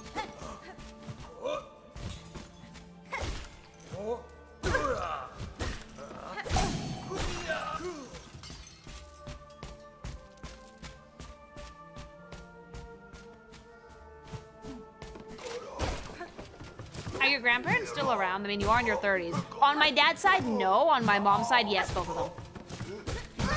Ow! El hombre es valiente hasta que la cucaracha vuele. Okay, can I just say something? A fear of roaches is completely rational and valid, okay? Not liking cockroaches is the most normal thing in the universe, all right? They're gross. Thank you for the bits, by the way. They're disgusting. They're vile. Why the fuck would you like roaches? Like, people are like, oh, they're not that scary until you find one in your house. You wanna know what's scary about roaches? Things? The scary thing about roaches isn't the actual bug. No, no, no. The scary thing about a roach, butt fucks, is the idea that if you found one roach, there might be like an infestation of 20 roaches somewhere, or more, like 20 billion roaches somewhere in your house. that's the thing that's scary. The potential infestation of fucking roaches, okay? That's scary. Not the one little baby bug, it's the potential idea that there might be more. That tip is funny coming from the pink thing who sticks to one kind of combat with no variations. Ooh. See DMC3 for an example. Yeah, I stick to one type of combat, but I'm patient about it. Look, the one combo Andy thing does not affect the tip at all. I'm patient about it, I still win. There's never just one stop, yeah, no. They skitter in your walls. Ugh.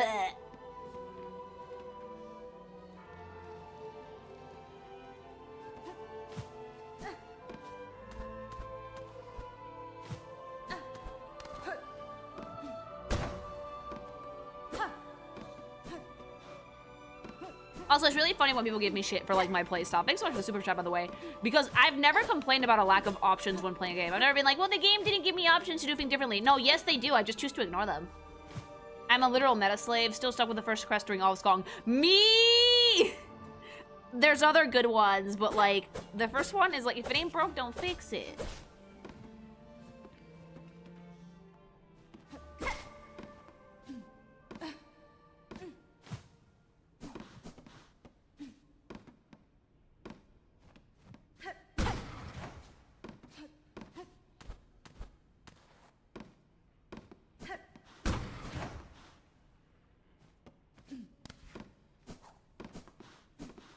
Nemo, no, like, look, I've eaten bugs before. I've eaten crickets, because we do that in Mexico, which are actually pretty tasty.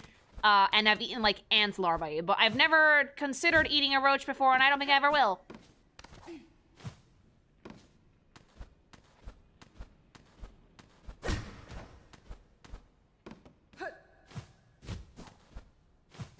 Nasty, ew!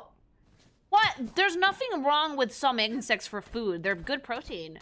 Ants are so cool. They are. Well, that's Lily lore I regret knowing. There's nothing wrong with fucking chapulines. Chapulines are super tasty with a little bit of like fucking spicy powder and salt. Fried, yum. When you pick up your soda can and drink suddenly solid. Ugh. One time. This happened to a friend of mine. It also happened to like my my dad. My dad was in like my uncle's lake house when we were younger, when we were like in middle school. And that lake house was like, it actually did have a view of the lake.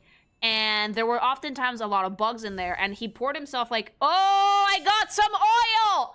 And he got himself some, like a fucking shot of tequila, and the shot glasses were like made out of like dark blue glass. So he pounded his shot of tequila, and then he looked down, and there was like a dead spider in the glass. I was like, Dad, did you just booze that spider to death? And he was like, I might barf. And the same thing happened to another friend of mine, but with milk.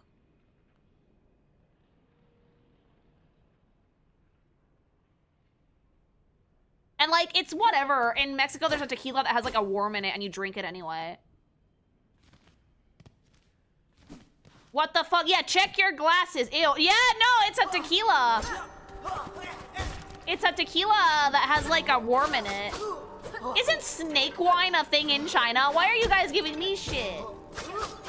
Gusanito de maguey. Yeah, that's the one. You don't taste the worm. Pass on the worm tequila. Should I try and get some? Should I ask my dad, like, hey, Dad, can you get me some worm? I haven't had tequila in years, and I don't even really... You know, since the acid reflux, I barely drink anymore. It just makes me feel so shit. That's worse than the Italian mac and cheese. Gusano de agave. Yeah, we do eat this. Mezcal de... Yeah, that's the one. God, that looks gross. Just a little shot with a wormy worm.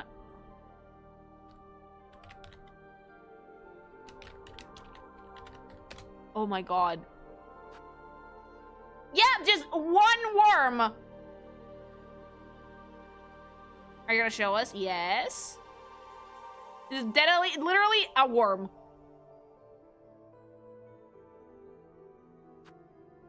Oh, that looks vile. Oro de Oaxaca. Y es un puto bicho, güey. No. ¡Yomi! Yeah, people do this. So, like, the plant that tequila comes from, agave, sometimes has these, like, worms. And some places in Mexico actually use them. Oh, no. No, thank you. Yeah, worm, pound it down. Lily, I didn't need to see this. Pound it down. And then they also sell it with the worm in the bottle. Why? Because the worm imbues it with flavor. Yep, that sure is a worm. Like, I love it because, like, there's just a worm in the bottle. Just plunk. A singular worm. One. That's it. Yo, ¿para qué? Para darle sabor. No sé, cultura, güey. No mames. Is it crunchy or slurpy? I have no idea, but they do serve these fried in some places in Mexico.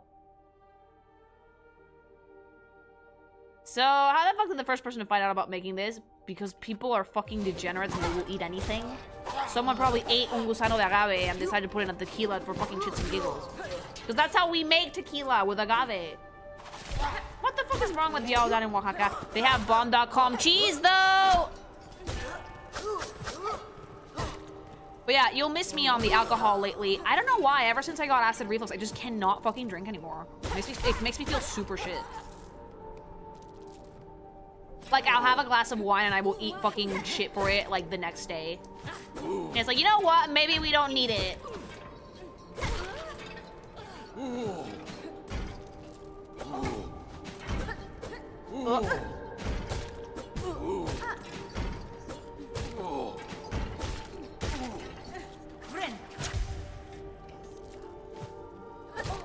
I'll pass on the bug tequila. At least it's not a plastic straw. Whoa! Okay, I can't deny that. Oaxaca cheese is godly on tacos. If only my store fucking sold it more often. Oaxaca cheese is like a version of mozzarella, I think. Hot take, drinking is overrated and normie as fuck. Get gsupps instead. Doesn't make you feel like shit. It does not make you feel like shit, actually. And if you don't want to have to worry about the energy drink side of thing, you can get caffeine-free versions. That's what I drink most days. And it does not make you feel like shit. That is very true. No hangovers or acid reflux later either. Fun fact, cockroaches can live for like a week without a head. They pass resistant pesticides down to their offspring until that particular compound does nothing. They're practically immune to radiation. Cockroaches have been on this planet long before we arrived, and they will be here long after we are gone. Yup. Not the gsupps, the alcohol, you animal. Gsupps does not leave you feeling like shit. Gsupps is good for you. Better for you than alcohol, at least. Drink gsupps because it's good. Yes! And also because you want to get energized. Just make sure to use my code, baby! Path to waifu cup. Jaeger, why are you drinking worms? Why are you drinking worms, Jaeger?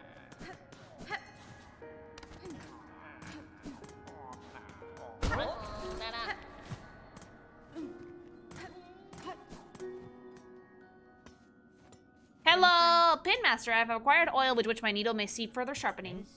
Vonba, what wonder, what wish to steal a gift so fine? Few are the Pinmasters of our age who ever worked with such a substance. Give me! Parano, we shall work now as ever. What joy you grant this humble artisan traveler. Let us seek that shine through lust within these lands. Woo!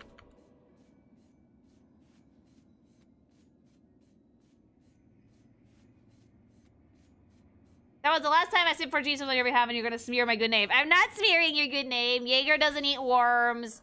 Well, Yanis. And now the Spinmaster must work. Let the sharpening begin. Oh, that's so cute. Ew. I love it! That's so satisfying! I love him. ASMR. Visual ASMR. Woo! Done it is. Marvel of Farloom. See how it gleams your long, fine blade. Havast! That the pins of our land all once are such shine. So much we have lost. That's fine. This is a fine service, Pinmaster. It has been long age since I have seen my needle such. I had not remembered the finesse of his forging. Welly-ho, it is certain. Yours is a blade of finer make than most, one few that could bear even more sharpening. If ever upon your long road more oil is acquired, seek my service with haste. Who knows what form we could find deeper within your weapon's sharpened steel. Let me see if the needle changes at all.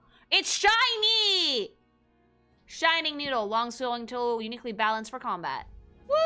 Now it's shiny! Oiled, polished, sharpened, beautiful, sexy.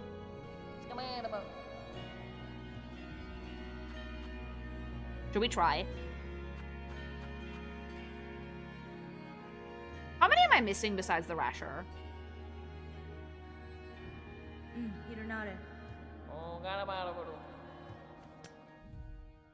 Okay, I have 2 out of 5. I need the Vintage Nectar, the Courier's Rasher, and the Crust Nut. Ew! Do you like your nut crusty? Baby?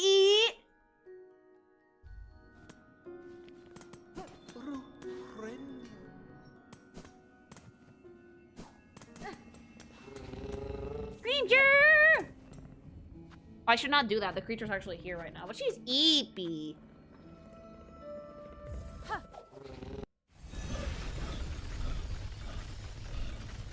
The nectar is easy. Also, it's what Kronos from Hades 2 would give you. Chat!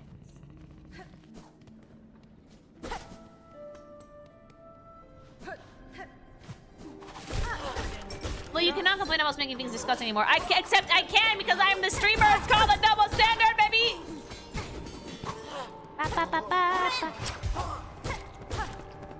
I don't actually remember where the cross nut is. I want to say Shellwood. No idea. Don't tell me though. I'll figure it out. Cross nut is what happens after you do no nut November, because it's all stuck in your balls. So don't do it, chat. Don't do it. Don't torture your poor balls.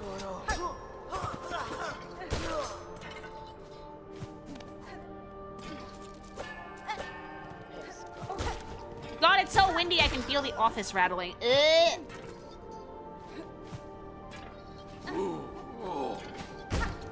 Chronos would only be sand, true. Steel wood!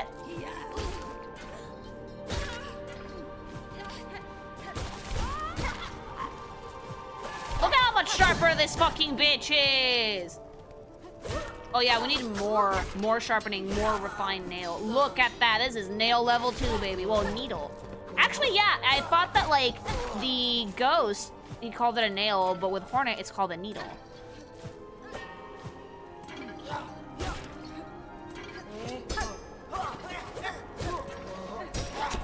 And before the roof gets ripped off from the wind. Nah, it's bolted down, it's fine. It's pretty solid construction. It's just really loud up here.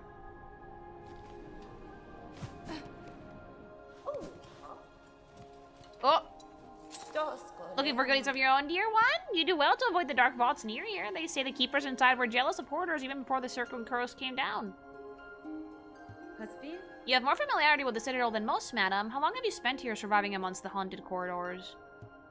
Oh, long enough. It's not such a bad lot, all told. The memories of my pilgrimage have all faded now. But a life spent in the Citadel's golden halls was all I ever wished for. And lo and behold, my humble wish was granted. Certainly the place might be a bit past its prime, but it'd be churlish of me to complain now, wouldn't it? Yeah, it's a different weapon. Same as how the bugs here use pins. Comparable to the knight using a short sword, Hornet using a spear, and the Farlumites using rapiers.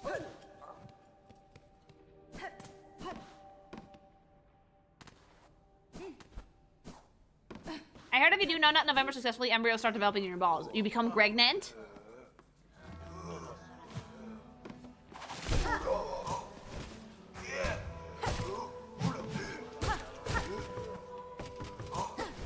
And preg even. Gag! Oh! Male Greg Nut.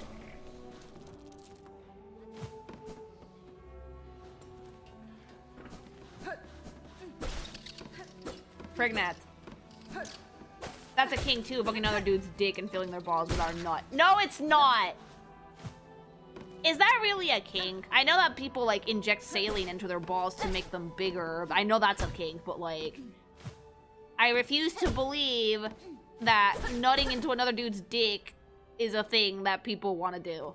They what? They do! They, like... I hate that I know these things. Some guys inject saline into their balls to make them bigger. How do you know about that? I just hear things.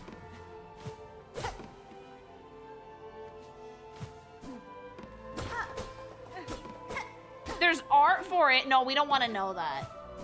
Lily, what's with the curse stuff today? It's one of those days. It's called docking. Stop. I thought docking was in the butthole. I put my controller down to type this. The fuck? Why? From where did you hear that? I don't know. I found it on the internet.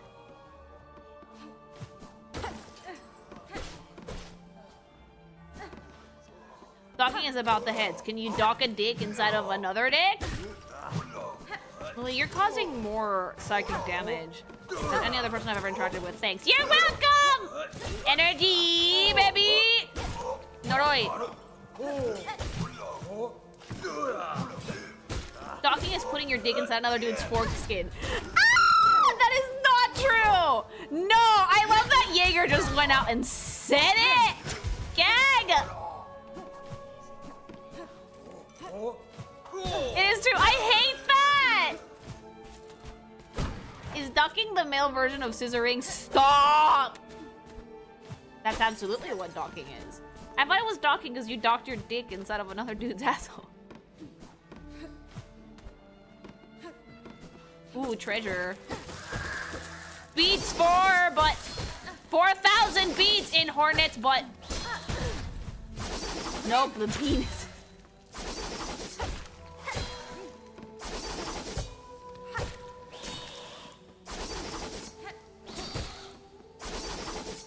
No, frauding is when you like touch each other's dicks. Welcome to Lilygoth, where the cursed knowledge is too risque even for you. Don't know Jack, and that series taught me about murderivores.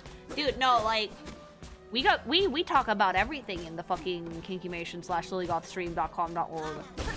Everything! No one is safe!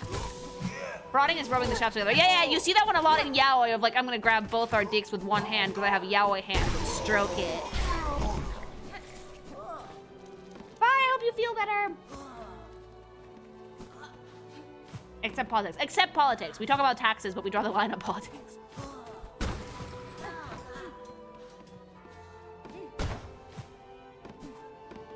Oh god, the wind, chat, save me!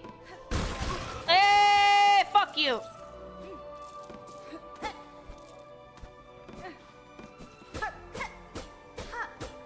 Taxes are my fetish. Ooh. Tell me about this quarter's earnings. Ugh. I have to assume that's what fucking finance bros get up to. That's finance yaoi chat. They're looking at a spreadsheet while fucking each other in the ass.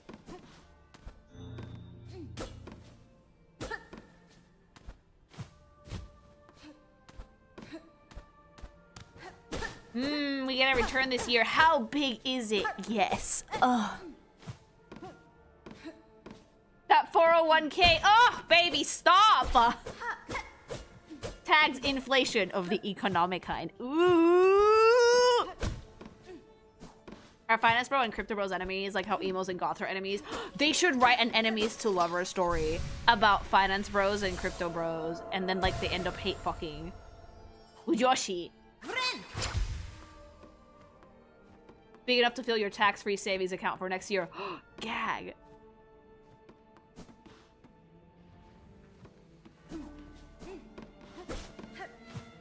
Well, you have the power to do it. I don't do yaoi though. Oh, ooh. Can you stop doing Finance Bro gay ASMR? I'm trying to play my video game. No! Stop, I'm defaulting. And if someone wants to get real degenerate? Babe, I have to declare bankruptcy. Oh! That's the real degen shit. That's the kinkiest stuff.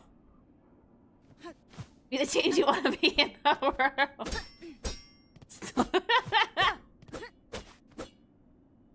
Babe, I'm breaking even. We're in the red. Kinky! Will you make it Yuri then?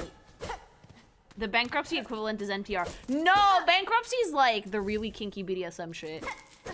Or would that be like tax evasion? It's so wrong. We shouldn't do it. Do it.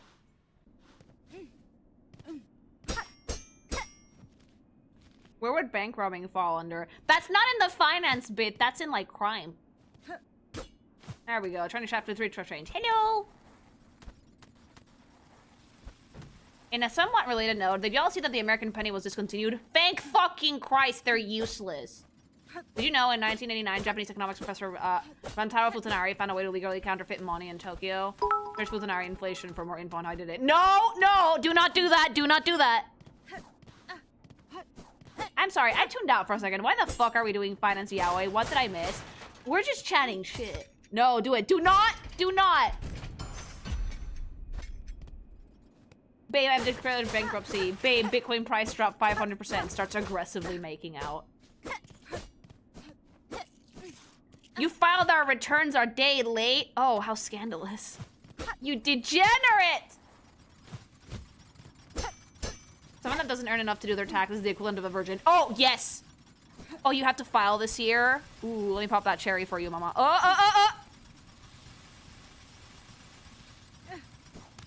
Shit, okay.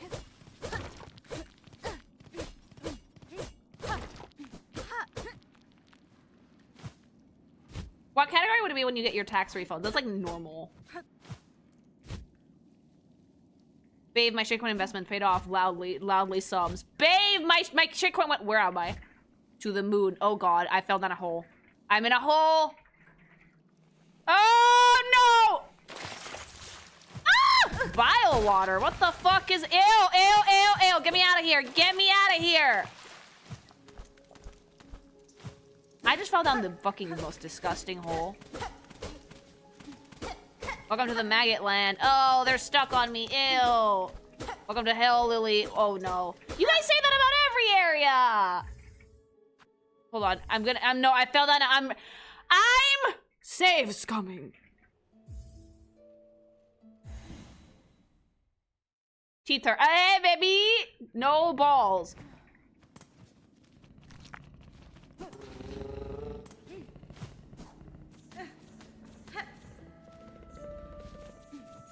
Look, that was the actual. We'll go back to it. Lily, but content. We'll get back to it. Okay, it was in the Whispering Vaults. I fell in a hole.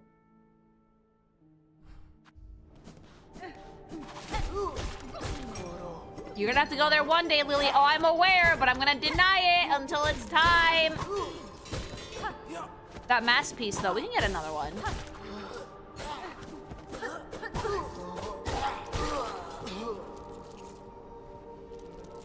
That one did save. Look. That one saved. Oh, also, there's a new type of butt bead in town. Pale beads. They're textured for Hornet's pleasure. I only just noticed this. Look.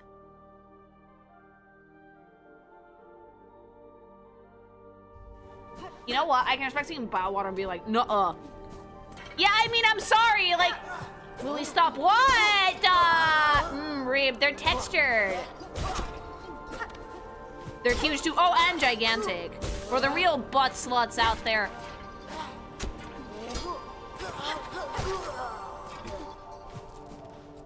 God damn it, Lee. What? We're feeling unhinged today, okay? It's one of those days.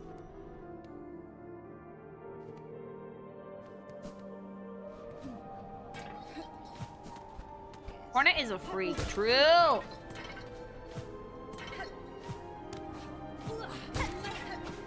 Oh, baby.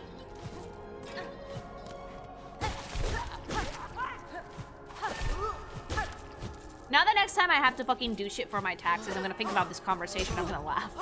And my accountant is gonna be very confused.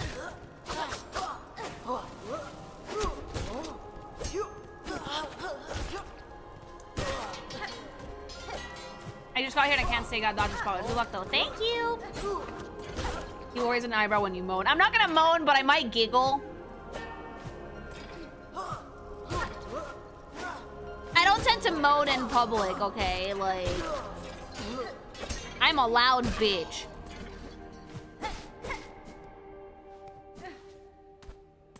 The finance sexual lives rent-free in Lily's mind a little bit.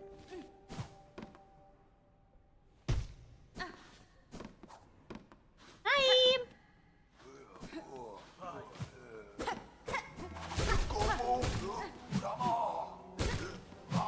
bakery. Sorry, I didn't get the Oreos. We already have fresh pie and cheesecake downstairs. Fair, valid. I want cake, actually. Might go to the bakery tomorrow. Hola! I'm doing good. What I really want is a pistachio croissant, but I have to go all the way out to, like, my grandma's house to get that, because it's really close to it. And it's cold! Which cake? Lemon. See, I got it. See?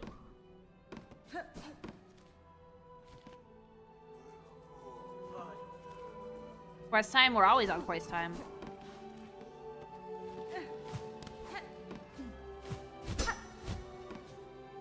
I want a lemon cake. They make a really, really good lemon cake in the bakery that's closer to my house now. But, like, what I really want is a pistachio croissant from the bakery that was, like, next to my grandma's house. Those are the tits. Can you please grab me a breakfast sandwich and a glass from OJ from that one breakfast place? The one that had the beer on tap? Sure. I want to learn how to make pistachio butter myself so I can make some pistachio goodies. I know I haven't spoken to Magic King a croissant for you. I mean, you mean my husband? He could bring me one, but, like, he's busy.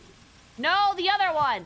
Make Dubai chocolate. I finally tried it! I liked it a lot. I'm sorry. Like, I know that people say that it's, like, not worth the hype. Maybe not, but, like, it was incredibly delicious. And I'm probably gonna get another one this weekend. Beer on tap. That's, like, every single bar you find. I know, right? It's Spain.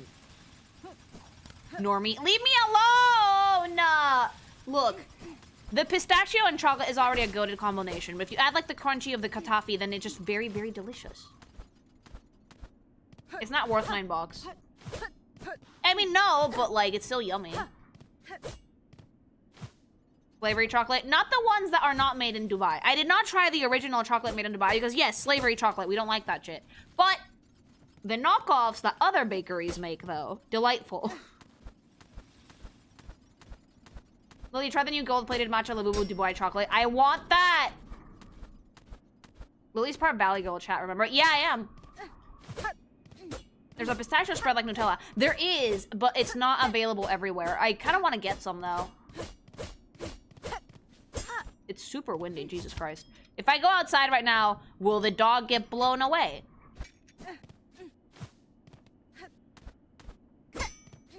Hi! How's the Labubu church? Bad? There's only one Pop Mart in Spain and it's in Barcelona, and I'm not gonna go to Barcelona because they're always sold out. People scalp them.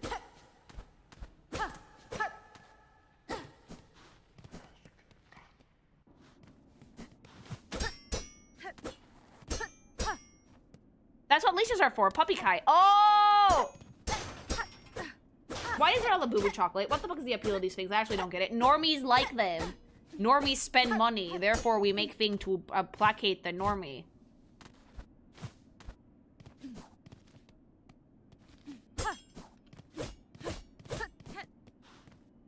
The biggest problem I have with it is that it raised the price of normal pistachio ice cream. It probably raises the prices on pistachio anything because whenever normies get obsessed with something, ow. Supply and demand kind of goes nuts. So there's a really, really big demand for pistachio and not as much supply, so prices for everything go up because some normies need their fucking Dubai chocolate. True, unfortunately. Yeah, it happened with Stanley Cups and shit like that too. Whenever normies get obsessed with anything, ow, it's a serious problem.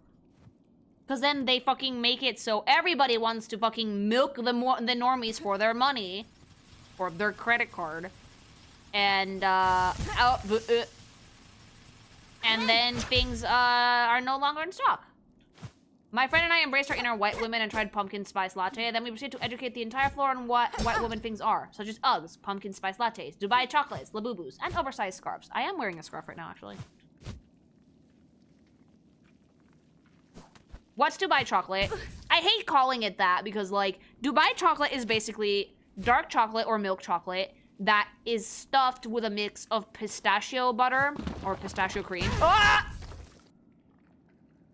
And something called katafi, which is essentially a type of pastry called phyllo that's cut up into, like, little pieces and, like, browned in a pan with a little bit of, like, butter. and then you mix that into the pistachio butter, and you use that to fill the chocolates, and then you seal it with more chocolate. It's incredibly delicious. The original one is from Dubai, and I don't like Dubai because slavery. But a lot of bakeries and a lot of places have made knockoff versions. So Lindt has a knockoff version of Dubai chocolate that's actually super fucking tasty. And it's a goated flavor combination, but since normies have gone insane over it because it ended up on, let's hear it again from Lily, TikTok. It ended up on TikTok, which means that everybody wants it.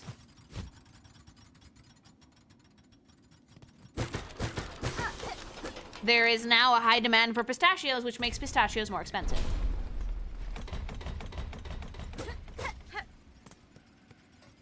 I swear every vice comes from TikTok now. No, you're not wrong. TikTok ruins everything. Does this not mean that TikTok is the normie app? It is. It's such a plague, it is.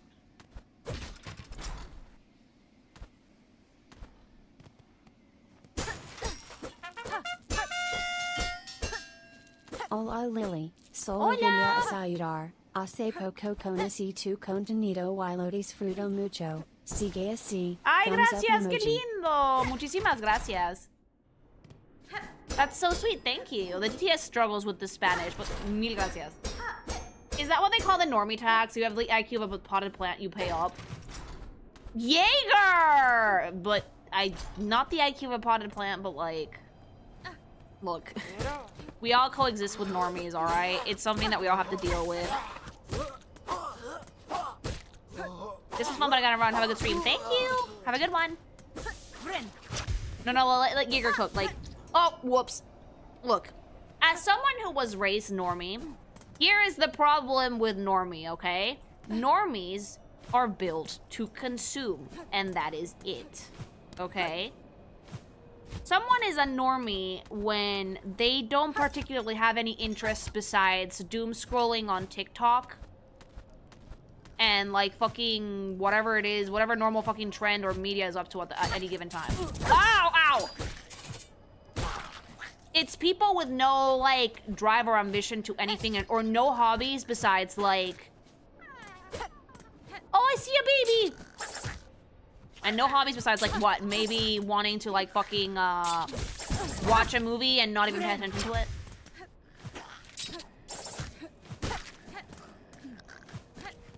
They're basic bitches. Yeah, someone that has, like, no identity, no hobbies, no special interests. It's just a beige of a person.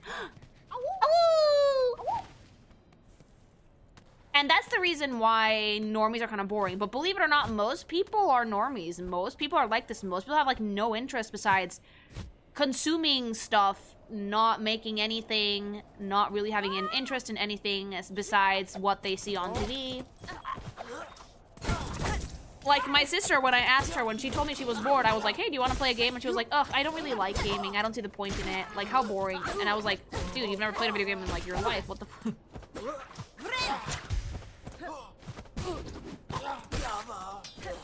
I was like, that's like saying I don't get the point of movies. A video game is a movie you can interact with.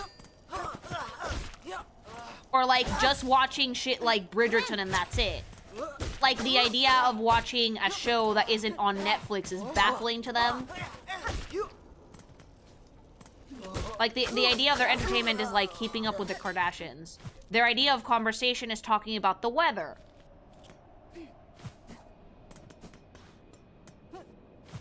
Is she still like that? Yep.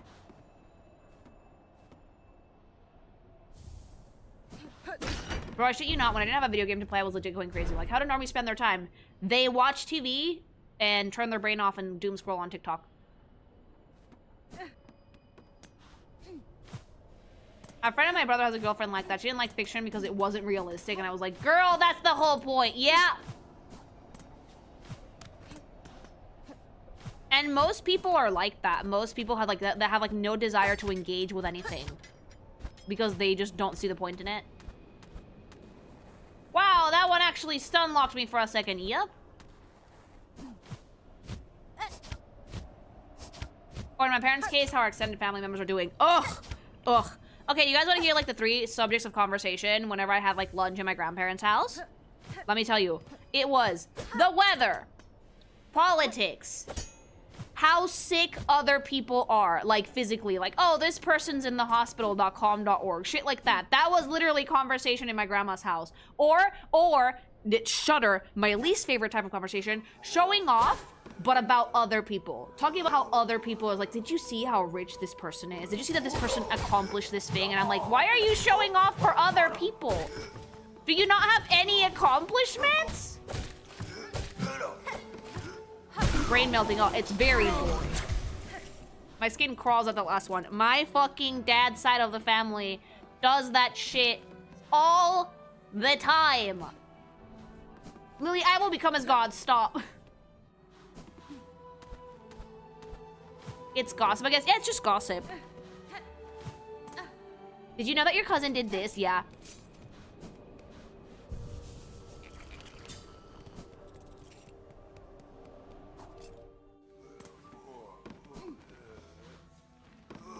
Like, I get it if you're talking about your kids like that. No, not their kids. Their friends or other random people. Artemis, thanks so much for the membership. Oh! Hey, Lily, been a fan of your art for a few years. Recently fan of your streams and videos. Love the content. Thank you. Oh, there, brave sister. What poetry has fate writ that we should meet here at the peak of this ghastly citadel? Beasts and fiends, all here lost to that horrid haunting, and out from this golden corpse it seeps to plague the good bugs of the land below. Well, no more, we say. You should beware of the brave sirs. The creature that commands this curse is a foe far beyond bug. I would not see your lives given in vain. Bah, we beware nothing. We would give our lives 100 times over to finally cut away the evil that clutches our kingdom. Hurrah! I have a notion for you, sister. What say we cross our weapons here before we move on? Engage in some rollicking combat together. Have no fear, I will not strike a mortal blow. Hornet would.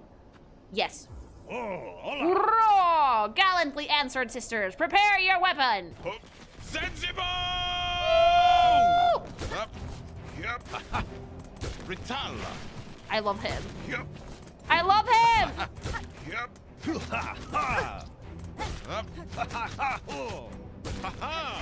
I love Sensible! Yep.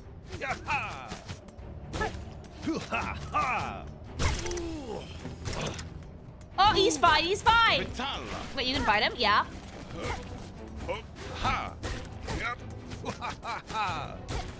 He's so cute, though! I like this dude. I like the cut of his jib.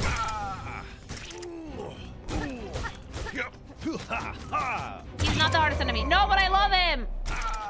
He's fine. Whew. Let us stop the duel here. I hope that my excitement did not bring down my lance too heavy upon you, sister. It was combat honorably conducted, sirs, but now we should all of us keep moving. It will not remain quiet here for long. Yes, of course. Our good works are never done, and we must press ever on. There's no time to waste.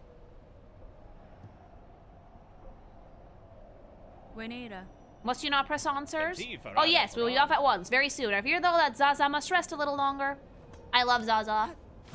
Not that Zaza, the bug!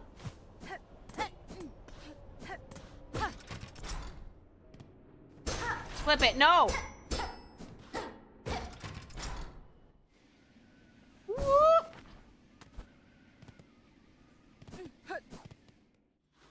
You love what? The bug!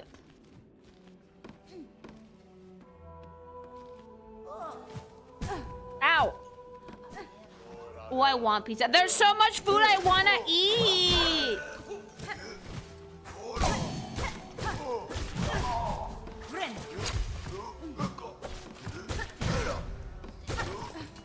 Now then, will I be fucking, not lazy enough tomorrow to actually go out and get breakfast? Or will I be like, fuck it, and just stay in? I want more of that stupid Dubai chocolate, though. What's Zaza? The weed!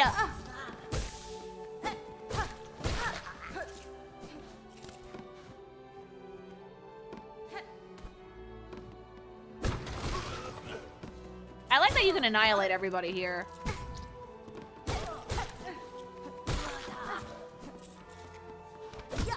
Magic Ball 8 Ball says it. No, you will not.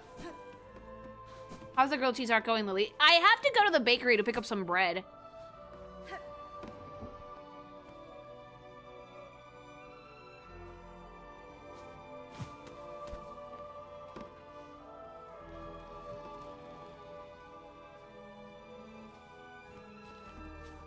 Un pan, por favor. I want to go get some bread, and I want to go get some cheese and make some grilled cheese. And you know what would go great with my grilled cheese?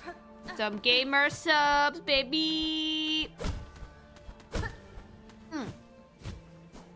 What gsupps would actually go well with a grilled cheese, chat? Because right now I'm drinking doggy style, which is very peachy and delicious. But if I'm making like a melty... Oh, fuck.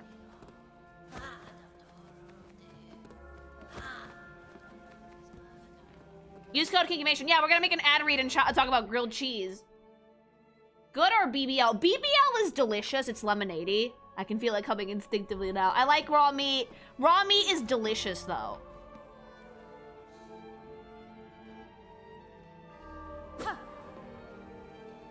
Still going for that Wi-Fi cup, I see. Obviously. Dude, no, like, the Wi-Fi cup is gonna happen.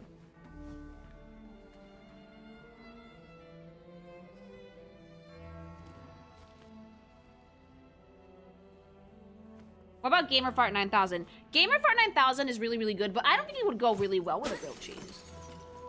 And yes, I am still definitely going for that Wi-Fi cup, because you guys keep using my code, and it's gonna go great.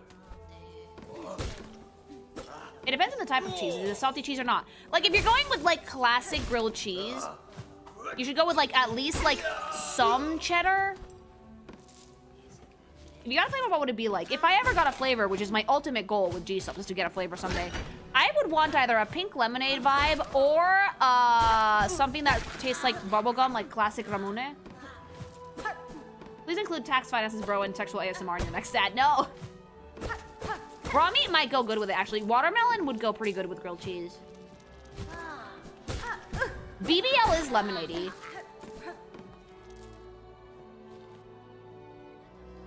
Infuse the gsupps with the cheese. No. Got to enjoy my birthday seeing Lily's stream. Today's a good day for me. Oh, happy birthday!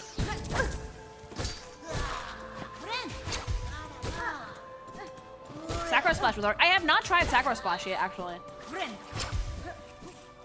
Use code KINKIMATION for 10% off. And for the sale of that happening right now, free Wi-Fi cup when you buy a decent sub. Oh, is there a sale of that right now?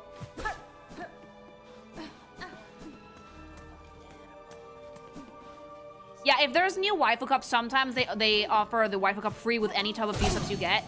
So if you want to try it out before, you can easily just get the fucking, a tub of gsupps and a cup to go with it. But make sure you use code KINKIMATION at checkout. And add it onto your cart when given the option. Don't forget.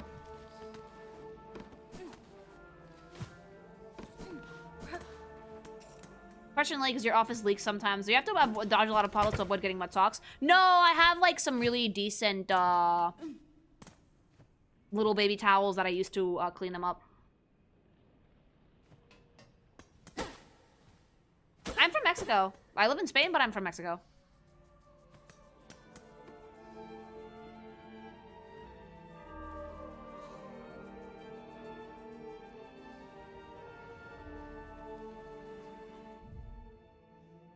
Lily, have you played Hollow Knight? I have a friend who started Silksong and said you need to play Hollow Knight to follow it. Is that true? It's not necessary. Let me take a gsupps break, speaking of which. It's not necessary to play Hollow Knight for Silksong, but having the context does help you. It does help you quite a bit because, like, there are things about Hollow Knight that Hornet sometimes references. So I would recommend playing Hollow Knight first. If only also as well, not just for the story, but Hollow Knight is the easier version of Silksong. So if you don't play Hollow Knight before Silksong, you might find Silksong to be incredibly difficult. Do they have pineapple and passion fruit flavors? Yes, they do. I believe that Kissy Kissy Passion, which is Numi's flavor, is passion fruit. As for pineapple, I think Sploosh, that's Cottontails, is like a pina colada type of vibe. That one is pineapple-y. I have both of them, and they're both really nice. Alright, gsupps break over. But yeah, it's better to play Hollow Knight before Skong. Okay.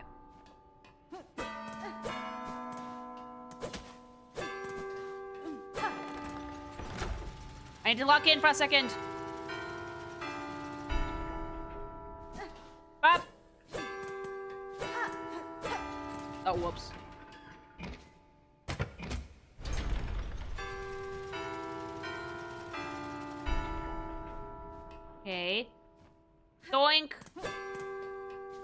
Doink, doink, doink, doink. I love the musical motifs in this. Okay, okay, okay. Ah, fuck.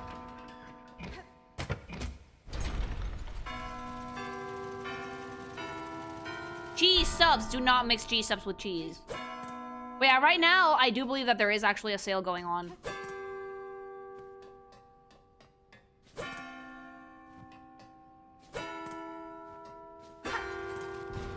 No! Have you seen a video of 500-year-old pizza versus today? It looks more like a big cake than a pizza, not gonna lie. Yeah, pizza now is really flat. Do they have any grape-ish flavors for G-subs? Ever since they got rid of Grenadier Grape, I haven't seen any, but I really like grape. They have grape AFK, which is also great for you. It's good for regulating your sleep schedule, and there's versions with melatonin and without melatonin. I have the non-melatonin versions. They're super tasty. But for G-subs itself, I'm not sure if there's anything with a great flavor right now. Can you mix G-subs with vodka? Only the non-caffeinated versions. Ew, love your stuff. Thank you. Oh! Dude, we can go back. That's something big, a G-subs pizza. I might do a cake sometime. What I do have to bake is some brownies. Wait, there's G-subs with melatonin? Yeah, oh wait, have I not told you guys about AFK before? Okay, so G-subs doesn't just make energy drinks, right? And I actually have tried all of these, so I can vouch for them. In fact, let me do a proper ad read for AFK, because Eddie asked me to do it a really long time ago. So, gsupps, as you guys know, makes energy drinks. But they have a range of products, not just those. And they launched, not too long ago, they launched gsupps AFK. Which is, you know, away from keyboard. And what AFK is... Hi!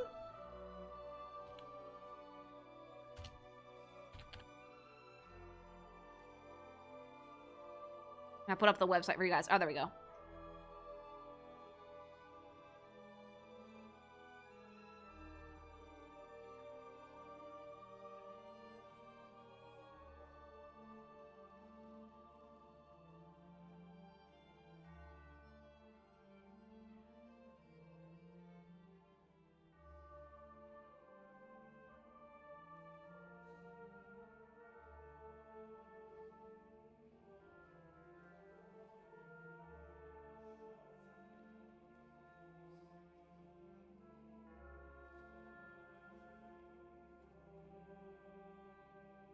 Okay. Sorry about that. I had to set this with the website. I had a boomer moment. All right, okay. So, let me tell you guys what AFK is. Because gsupps doesn't just make energy drinks. They also make sleep aid. This is actually fairly recent, so there's not as many flavors. But I have tried all of these. And I can tell you guys for a fact that they are A, delicious. And B, they actually do work. You wanna know why? You wanna know why things? They put hubby to sleep.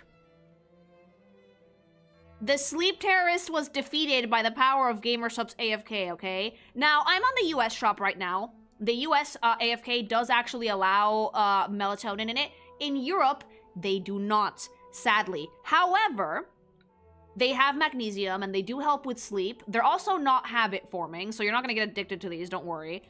But what they are is that they're really helpful if you're like me and you wake up in the middle of the night sometimes. I'm a light sleeper, you guys know this. So sometimes I wake up at night. AFK actually did help me regulate my sleep schedule a little bit. It made it so I slept through the night. And it also knocked hubby out. They come in a lot of really cute flavors. Let me show you guys my favorites. My favorite one is this one. AFK, the grape one. All of these taste absolutely fucking baller. I love grape and I love the blueberry lemon cake, alright?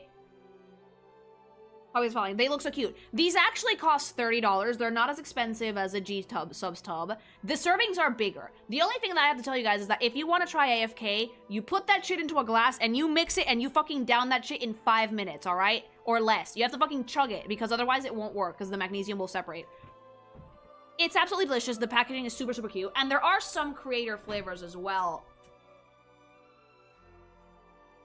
Yes. Another one that I've tried, this one's Silver Veils, is Banana Berry Bedtime. My favorite one is actually the Blueberry Lemon Cake because it's so, so, so sweet. But I can tell you for a fact that these work because they knocked Hubby the fuck out. So if you have trouble sleeping, you want to regulate your sleep schedule a little bit, or you just want to like try out something nice to drink before bed, definitely give AFK a shot. Because I can definitely vouch for these. Hubby has taken them and he has like missed his alarm clock the next day because he was just out, all right? The sleep terrorist was defeated. And that is actually AFK, gsupps sleep aid. And it's really, really fucking nice. Ad read over, shield over.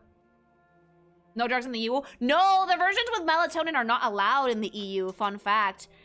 They just don't ship them out. So, and Spain specifically is super, super strict with supplements. So they are not doing the melatonin ones here, but the ones with magnesium just work just as well. Now, on a scale from does this smell like chloroform or karate chop to the neck, how much does it knock you out? It helps you regulate more than anything. The one with melatonin is a little bit more effective. You take it like, what, 30 minutes before bed?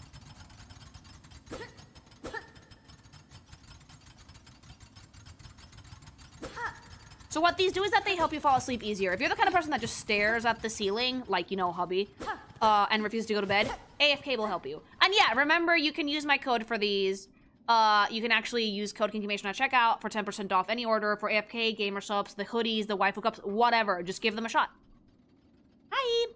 O great land whose flame doth falter, whose choir conductors all doth fail. Observe, take heart, that spark still burning, yon butterfly of crimson grace. All bells shall peal and voices raise when brave Trobio steps at last upon the stage.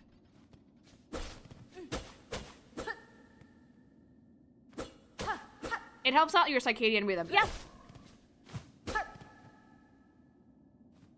Eating blueberry and lemon cake sounds delicious. The drink is just as good.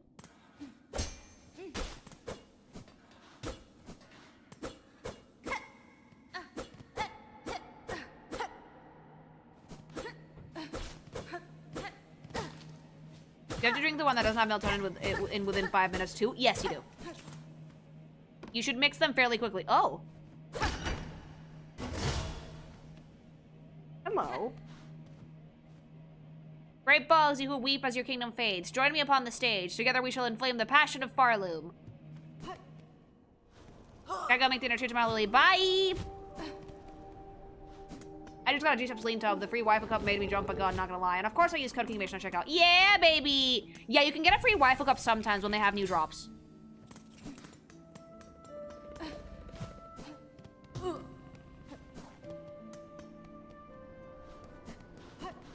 Kylie, how did you even get sponsored by gsupps in the first place? I've been so used to your ads since I started watching that I never questioned how you were associated in the first place. So, around the time, around like, February last year, or earlier, like January last year, gsupps got in touch with me. They actually wanted to work with me because they saw my videos and they liked them. And they know about my artwork too, so they sponsor artists as well. It's not just videos and VTubers. Eddie reached out to me, and he asked if I wanted to try the product because he heard me talk about the fact that I had tried G Fuel before in the past, and it gave me a lot of headaches. It was really, really bad. So he was like, hey, do you want to try gsupps? Because my audience had actually told me that I should try gsupps, and I was like, yeah, sure, whatever, let's go for it. And because I'd seen their creator drops, and I love them, and I was like, oh, that's so cool. And I was like, well, it seems nice, but I bet you have to have, like, so much fucking clout to get in. No, no, no. They will reach out to pretty much content creators of almost any size, so long as they think that, like, you fit the brand. And they want to work with me. They sent me the product. They actually had to send it to Mexico while I was in Mexico. It was a giant shit show, but we managed it. I tried it. It was delicious, super energizing, super fun. They also sent me like the most violently pink flavors and like shaker they could find. So they got the assignment. They understood the assignment. And I was like, you know what? I'm completely on board. I love this. And then they told me that, yeah, eventually you could get your own waifu cup if people keep using your code. And I was like, all right, bet I have a goal. So I've worked with them since then, and they've been nothing but like lovely to work with. I love working with gsupps. They're awesome. They're a great partner. It helps me make extra money for the channel, which is very, very helpful for the channel. And in the future, I could probably get a waifu cup. Here's my goal list, chat. Waifu cup, then getting to V-card, then flavor. Around the same time I suggested gsupps. No, they contacted me way before you said anything. I just didn't want to say anything while I was in talks with them until the sponsorship was, like, set in stone. They contacted me a while before.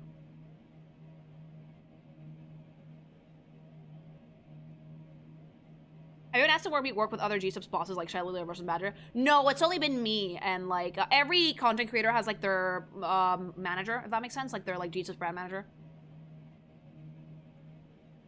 I've submitted my portfolio in case there's any artist openings, but the main thing I want to do is just keep working with them as is. If they pick me to make art for anybody, I'll be super, super happy. But at the same time, if it doesn't happen, I'm not gonna get upset. Oh boy. Hello. Oh, drab and trembling squib, you who timidly step upon the great stage, fate has seen you chosen. Cast away your fear and join me as my partner. Farloom's flame may flicker, but together we shall spark it ablaze. Let us enliven the citadel lost to silence. Let us rouse the soul of this once great land. Okay. Hi. Hi. Oh my god, I love them! Wow. Oh, does Hornet like these? Does Hornet like them? Because, bitch, they're so fucking, like, fluffy! They're so fluffy! Oh my god. Flamboyant. Dude, he's so fluffy! Hornet must love this fucker. Flamboyant boy! Why are you on site, though? Woo!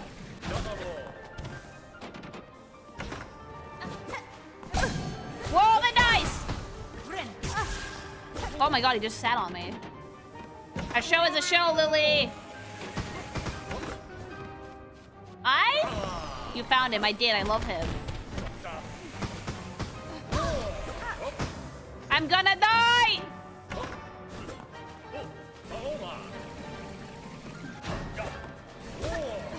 There came a point in Silksong, by the way, chat, where it was borderline impossible to fucking heal mid-fight. I think we're reaching that. In Hollow Knight, I think we're reaching that point in Silksong as well. Where healing becomes borderline impossible because enemies attack either way too fast or you cannot regenerate Silk. Easily coded. I love him.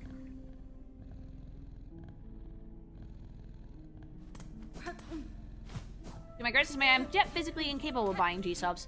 It's not available everywhere, sadly, and a lot of stuff is US exclusive. But they did open up the EU shop, and they do ship everywhere.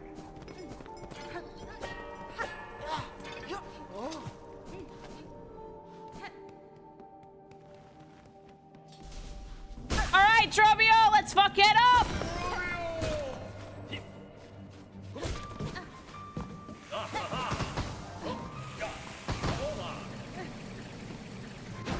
He's so sparkly and wide. I love him.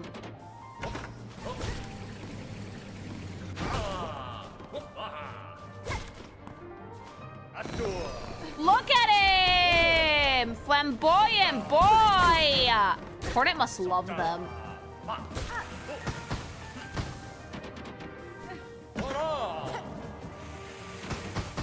They just dropped merch that's on the EU and Australia stores. They also have keycaps that I kind of like.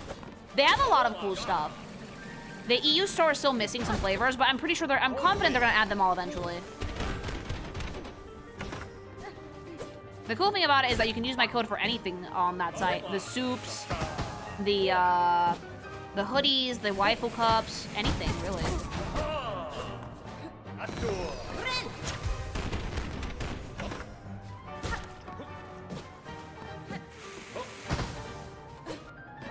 I feel like Hornet is annoyed. I feel like she's a bit annoyed, but she also likes how fluffy he is. Robio! He's so gay. Or is he? Stop! Oh, he's upset. I watch the beef noodles, but they're always sold out. Oh yeah, the soups sell out really quickly. Is he gay or European? Out!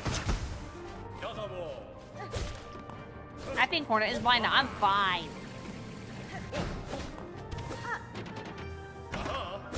Because, like, Hornet likes fluffy things, doesn't she?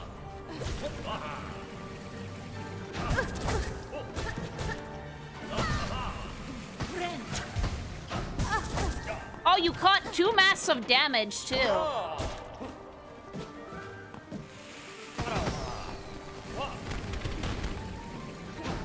Also, why are you on site, Trobio? Ow!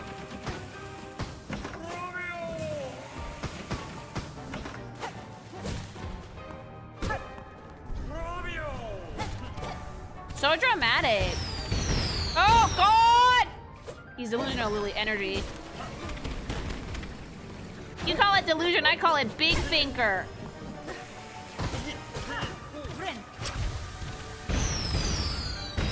He's just dancing, you're in the way. He's being super flamboyant about it. He's an artist, Lily. So am I, but I don't make it other people's problem.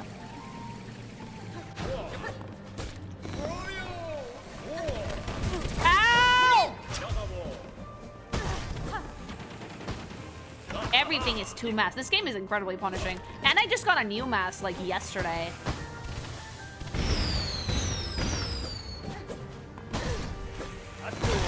Wait, no mames!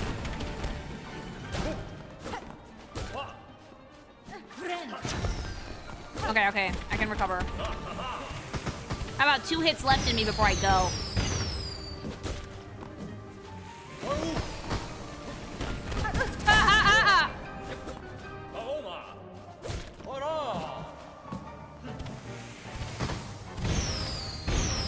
I will smite this butt fuck.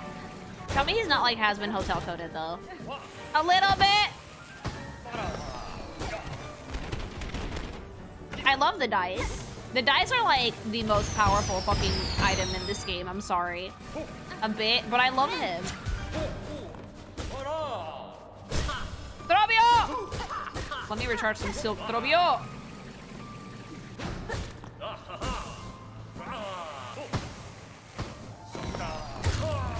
Oh, Trobio's dead! Oh, no, he's fine.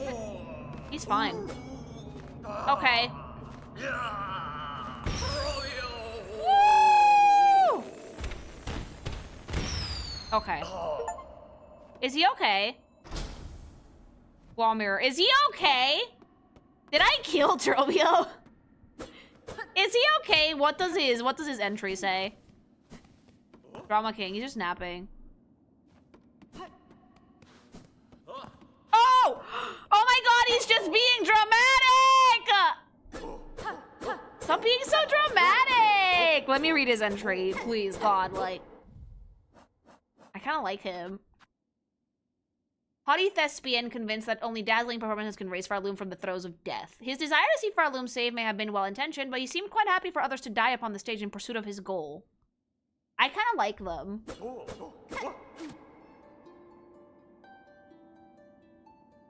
Tell me your dreams, Trobio.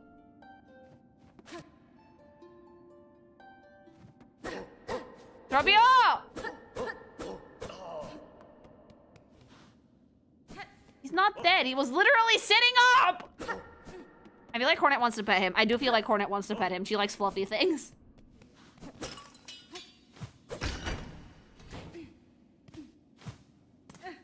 The claw mirror is pretty good. Oh, what does it do, actually?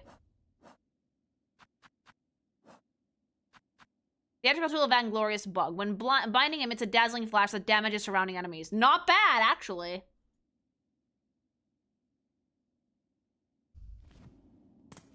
Now go back, okay. Stop doing that!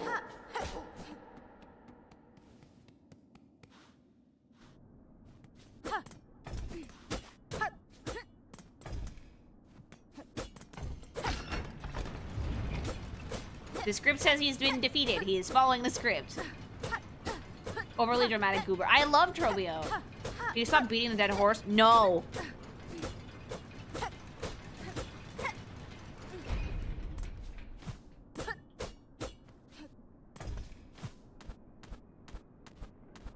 Is he still there?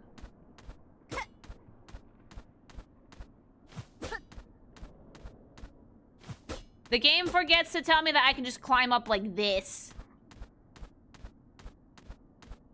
I don't need the elevator. Fuck the elevator.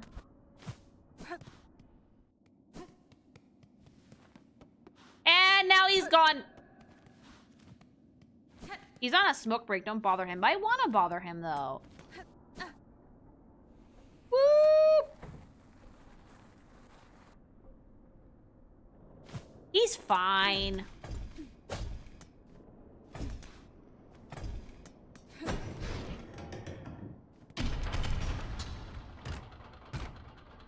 Oh! Okay. Where am I? Oh! Oh.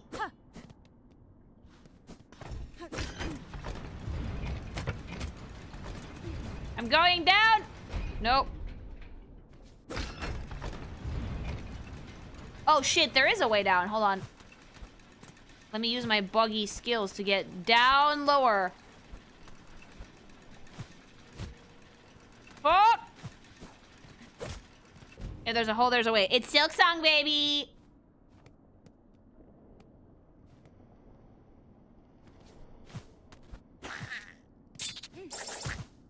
I am having a real dilemma, chat. Part of me is like, okay, I'm hungry. I should probably just have like some salad for dinner and call it a day. But the other part of me is like, be fat, go out to dinner. I'm really struggling.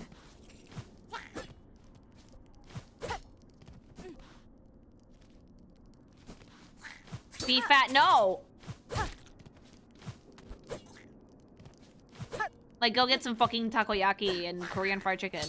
Let me just get some cereal. I don't have cereal in the house. I mean, it is Friday night, but it's so cold, too, and it's raining. Like, I think my desire to be comfortable at home is going to win the desire of going to go get Japanese food. There are two wolves inside of you. Unfortunately, they're both very gay. So they're not helpful. Order? No, it's too late for ordering now. Except for McDonald's, but, like, McDonald's is not, like... It's not something I should be doing right about now. Too late. I ordered stuff at midnight. You live near Madrid. I'm in Podong Town, dude. I'm in Podong Town, fucking Spain.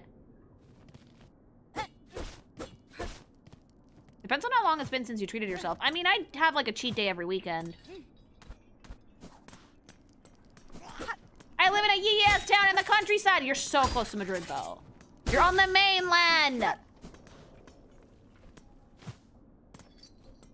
Gonna sleep in a bit. Have fun with Skong. Bye. Bye.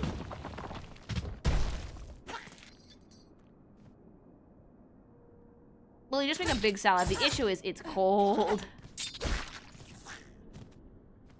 Eligió violencia, güey. Sí. It's so quiet now. Yeah, no music here. I can still hear the wind, though. It's rattling my windows. Oh, fuck. Ah!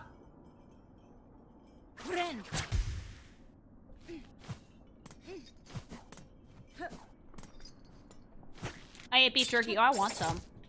How long have you gone through the game? A while. You just hear a faint Trobio in the distance. No!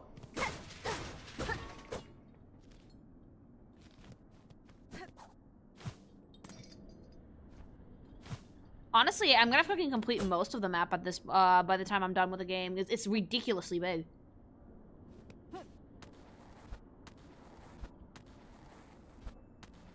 Oh, Puppy's not gonna want to go out.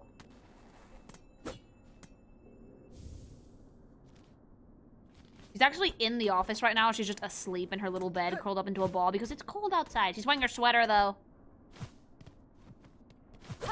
I just got done watching your Rule 34 Idol video. Oh, did you like it? I had a lot of fun with it.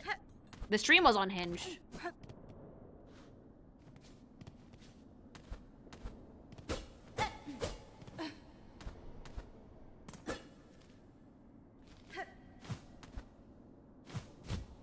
She has permission to pee on the floor. No, she does not. We're going outside.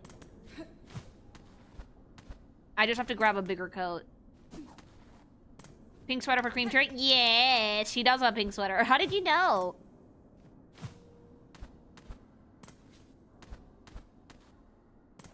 Good night for hot ham and cheese sando. Oh, I want.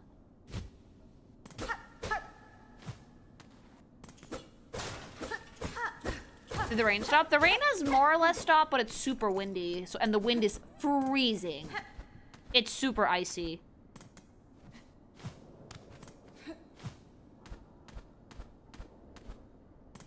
Lily soup and salad. I do have soup.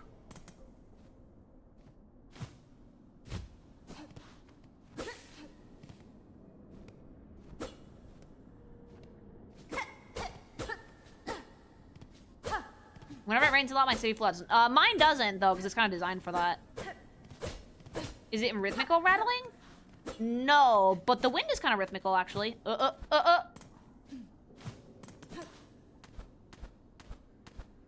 If you guys could eat anything right now, what would it be? Hi, I'm doing great, thank you.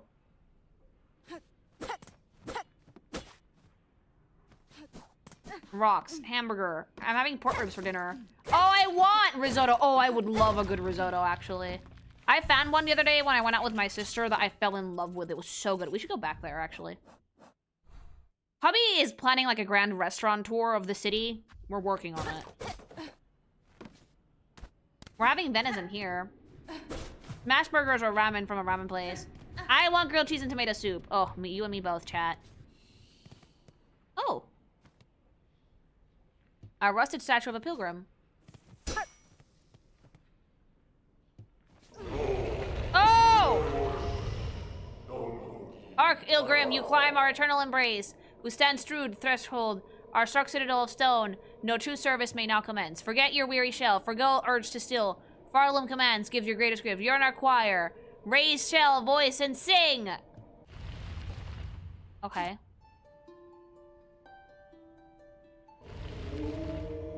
Besides taste, what's your must-have for restaurants? Good atmosphere. Devout unwavering. Siblings serving. Pilgrims all.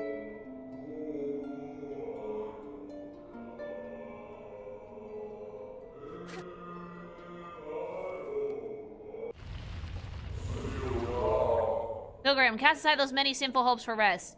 The reward remain pure. See citadel simple stone and be adorned. See hay nor grab, now sparse or meal. Know that excess is sin.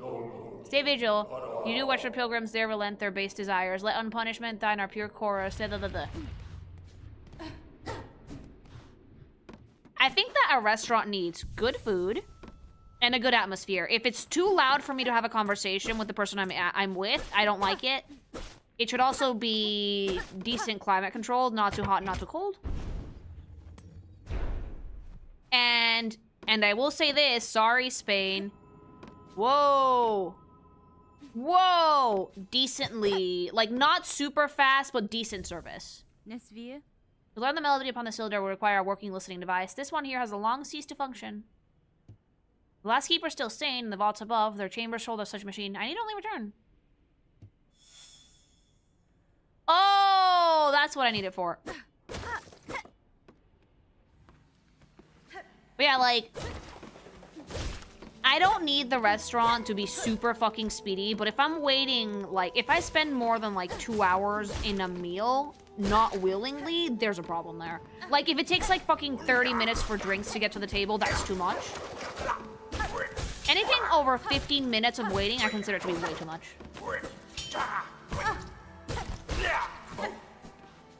2 hours. People in Spain like to take their time, okay? Like, this is something I kind of miss about Mexico, and to an extent the US, although Mexico's better about it. In Mexico, service is excellent. It's the perfect speed. Like, you're in and out of a restaurant in 45 minutes to an hour, no problem. But there is tipping culture, so you are expected to tip after every meal. In the States, there not only is tipping culture, they're very, like, you have to tip a lot more than in Mexico. And in Spain, there's no tipping culture, and you have to call waiters yourself, because they will take their sweet-ass time with shit. Why are you going that takes, like, 2 hours to get your food? You would be surprised.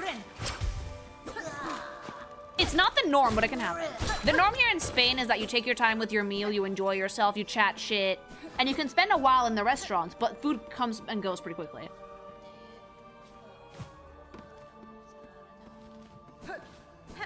If you go to a coastal area in the summers, you'll have to wait an hour to two to sit, then expect at least 2 hours to get served, and people wait. Spanish fucking, yeah. It depends on the place, because, like, when I go hang out in the coast in the summer, service is actually really speedy there, because they move so many people.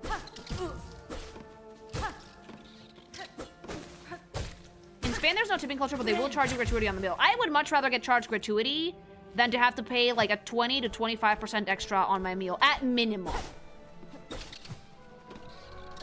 Like, this is something I kind of hate about the States. Pay your employees.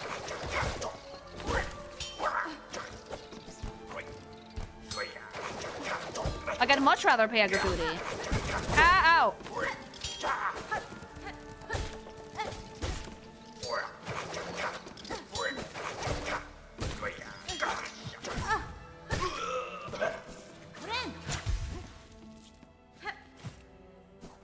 Spain does have tipping culture, but it's not like the US. Spain does have tipping culture. Usually you tip if you pay in cash. With card, they usually don't tell you about it. But you know, waiters and serving staff are actually paid a living wage here, so. Yeah, tipping should be a bonus, not a necessity. In the States, it's a necessity. Are hot dogs technically sandwiches or tacos? Sandwiches. Benny Frank. Vaultkeeper, I recovered a psalm cylinder in the dark chambers below here. I believe that it contains a melody unique to these vaults. I should have you play it for me now. Has she visited the Pontiff steps and stolen the secret song? Where is your respect, Weaver Spawn? Our venerable dead deserve better than to have their chambers transgressed by your filthy foraging. In this moment, Vaultkeeper, I have slim patience for your impudence. Either prepare the cylinder and stay silent, or ready yourself to learn regret.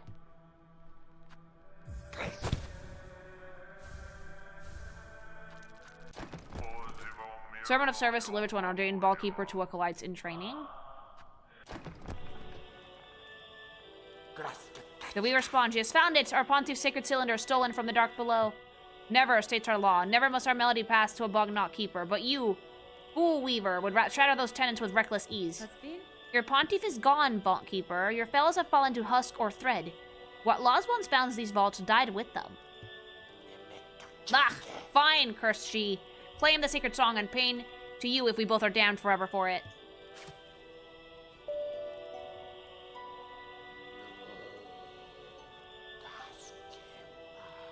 He gives old scientist vibes. He's old and he's grumpy.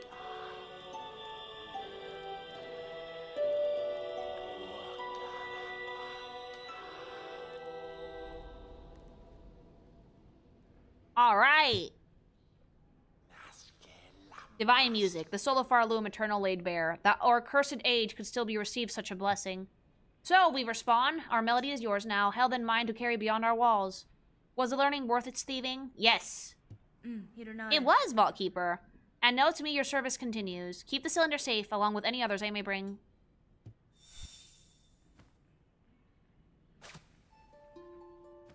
Mi ofende?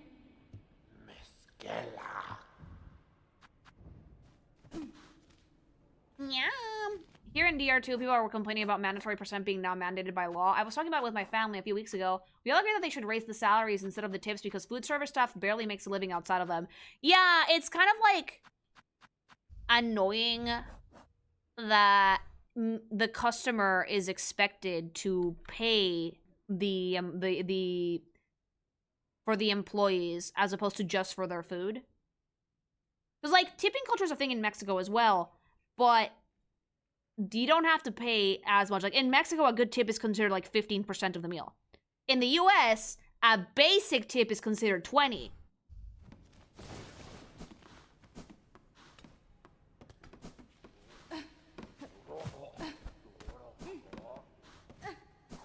Like, I've been to restaurants in the States that were like, minimum that you should tip is 25%. And it's like, dude, that's so much. That's like a quarter of the meal. In Spain, we usually leave a few coins. Yeah. Heading out. Have a good night, Lily. Bye!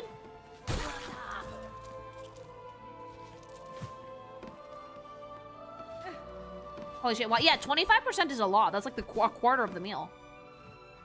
Here in Brazil, it's like 10 to 20%. In Mexico, it's about the same. That's why I stopped eating out entirely now. Yeah, but you're not safe either. If you get takeout from like food delivery apps, the delivery fees, like the fees on the restaurants alone make meals way more expensive.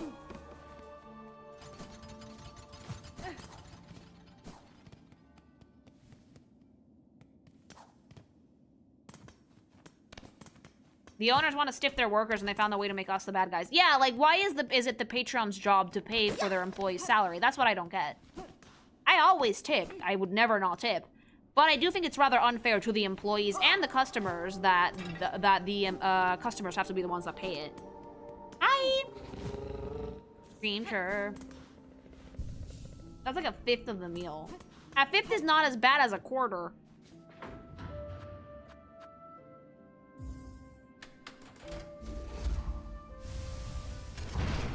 In Spain, at least in my experience, tipping is a bonus you give to the staff if they've given you great service. Not because they're not getting paid enough, because they're the bomb.com. Yeah, basically. Same thing with deliveries, it's delivery fee and tip. They always make sure to tell you the fee does not go to the driver.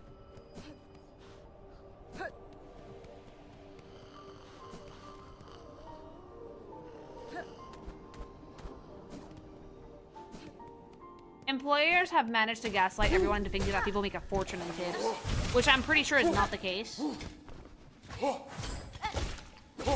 And this is why we learn how to cook. Yeah, actually, learning how to cook is the best thing you can do, I think. Learning how to cook is one of the best things you can do.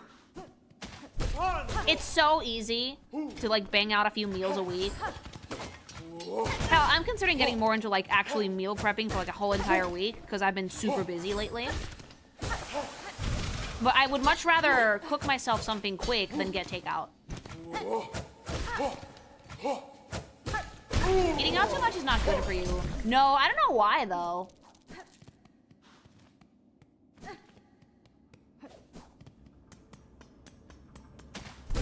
I'm just trying to think what would be, like, good meal prep recipes that are, like, not super carb heavy. My cooking robot is my best friend. I am such a meal delivery service. It's super cost effective and healthy. Did you mean McDonald's? Jaeger? Because I don't believe that.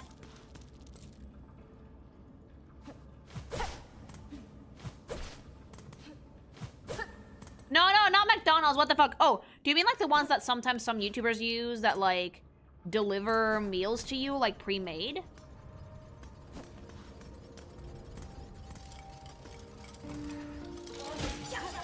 Yes, but not shitty. But they're so pricey, though. It's much cheaper to cook from scratch. Like Factor, yeah. Sure, cooking is a little bit time-consuming, but if you do some meal prep, you'll be fine. I'm gonna be meal prepping like a fucking gym bro, I swear to God. I'm gonna make like, a big batch of rice, a soup, and like make some like, meat. Or a big batch of like pasta with meat sauce. Here it's cheaper. Yeah, those are expensive. Yeah, the food delivery things are pretty expensive. American food has a crazy high sugar and butter content compared to most other places too. Oh! Yes. Do not fight me. Oh! Woken is the sentinel. Functional is its shell. Still devoted, the sentinel, and waiting your commandment. You speak, Gilded One. I have no command for you, but my curiosity is piqued. You call yourself a sentinel. What is it that you are charged with protecting? Defense of the sacred citadel and the voices that fill it's our eternal duty. That's fine. I had assumed as much, yet look around you, Gilded One. During your slumber, the citadel has fallen and its voices lay silent. The place is dead, or very nearly. Some would argue that standing guard over our kingdom's corpse is a foolish task, empty of meaning. I wonder then, will you still hold true to your charge?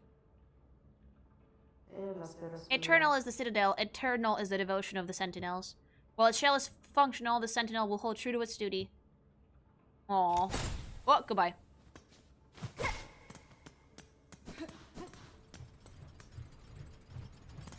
I used your code for 10% off for Double Bowberry. I need to restock. I'll probably get some more when the Black Friday sales sale. Oh yes, remember the Black Friday sales are probably gonna be next week. Imagine it's like a website where every week there's a big menu and you pick, choose, and they deliver it. The food is not frozen, so it's only good for like 1 to 2 days. It's much healthier since I use it and it saves me a ton of money. How much does it cost you? Because I heard of websites like that and I heard that they were very, very pricey. I wish there was something like that on the island, but I don't mind cooking, really. I just don't like to cook when I'm super busy.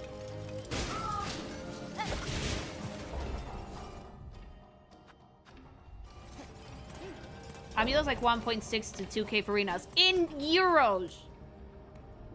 I can't catch your live streams anymore because of the new time slot, but I can still catch all your VODs. I miss interacting live, but I still love what you do. Thank you! I'm really sorry that not everyone can watch them anymore. But thankfully all the VODs are still up, and I do appreciate you guys coming, even if it's for only a few minutes. Alright. I'm only really missing one. €5. Okay, no, that actually is pretty cheap. Grilled chicken is always a good meal. I should roast a chicken or something. And just serve that shit up the whole week.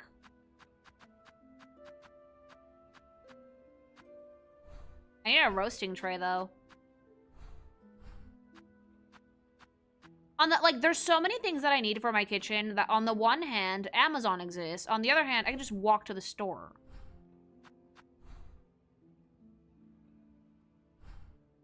Hi, Lily. Thank you for the like on the puppy fan art. Have fun today. Oh, you made that! Oh my god, thank you. It was amazing. I've never seen someone draw like that, like, absolutely vile picture of my dog and have it represented so well. Thank you. She's right here, actually. She's asleep.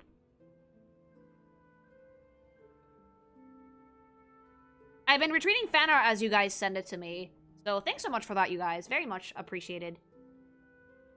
Fuck Media Market! Scam company! Why? Best Media Market. We don't have one of those here. At least I don't think so. I think we do. I just never been. Okay. No more gaming for now.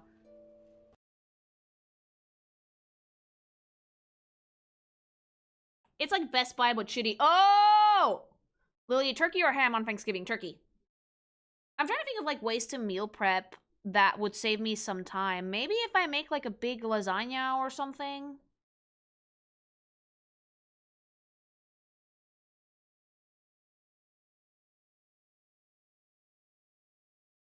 Or, like, maybe I need to gym bro it and make, like, a big batch of rice and a big batch of soup. But then I need to worry about protein.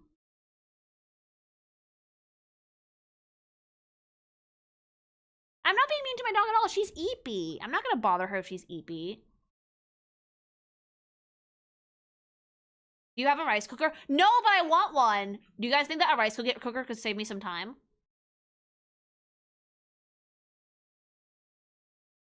You could always look up food prep videos on YouTube. Meal prep specifically, I think, would be useful. Yes, a lot. Should I get a rice cooker? But, like, what can you do in the rice cooker besides just rice? Bitch, put one on Throne. I don't think there's rice cookers on Throne.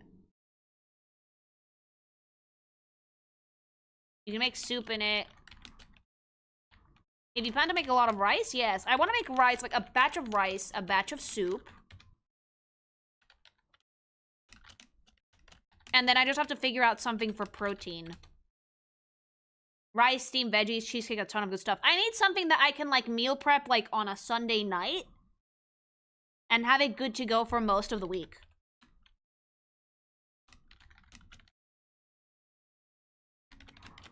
Most rice cookers come with a steamer so you can cook veggies at the same time. Oh! Lily, cooking robots. They do all kind of preps and actual full dishes. Send me a link to a cooking robot Spanish because I don't know what that is.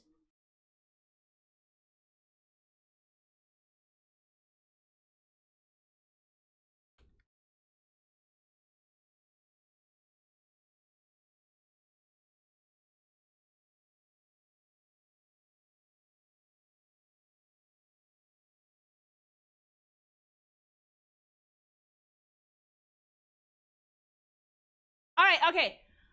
Thanks, I got a jet. I'm gonna go take the dog downstairs and cry about how cold the wind is, but I love you so much, things, and I will see you tomorrow, alright? Have a wonderful evening. Go get some gsupps, and I will see you very soon, okay? Bye, love you, bye!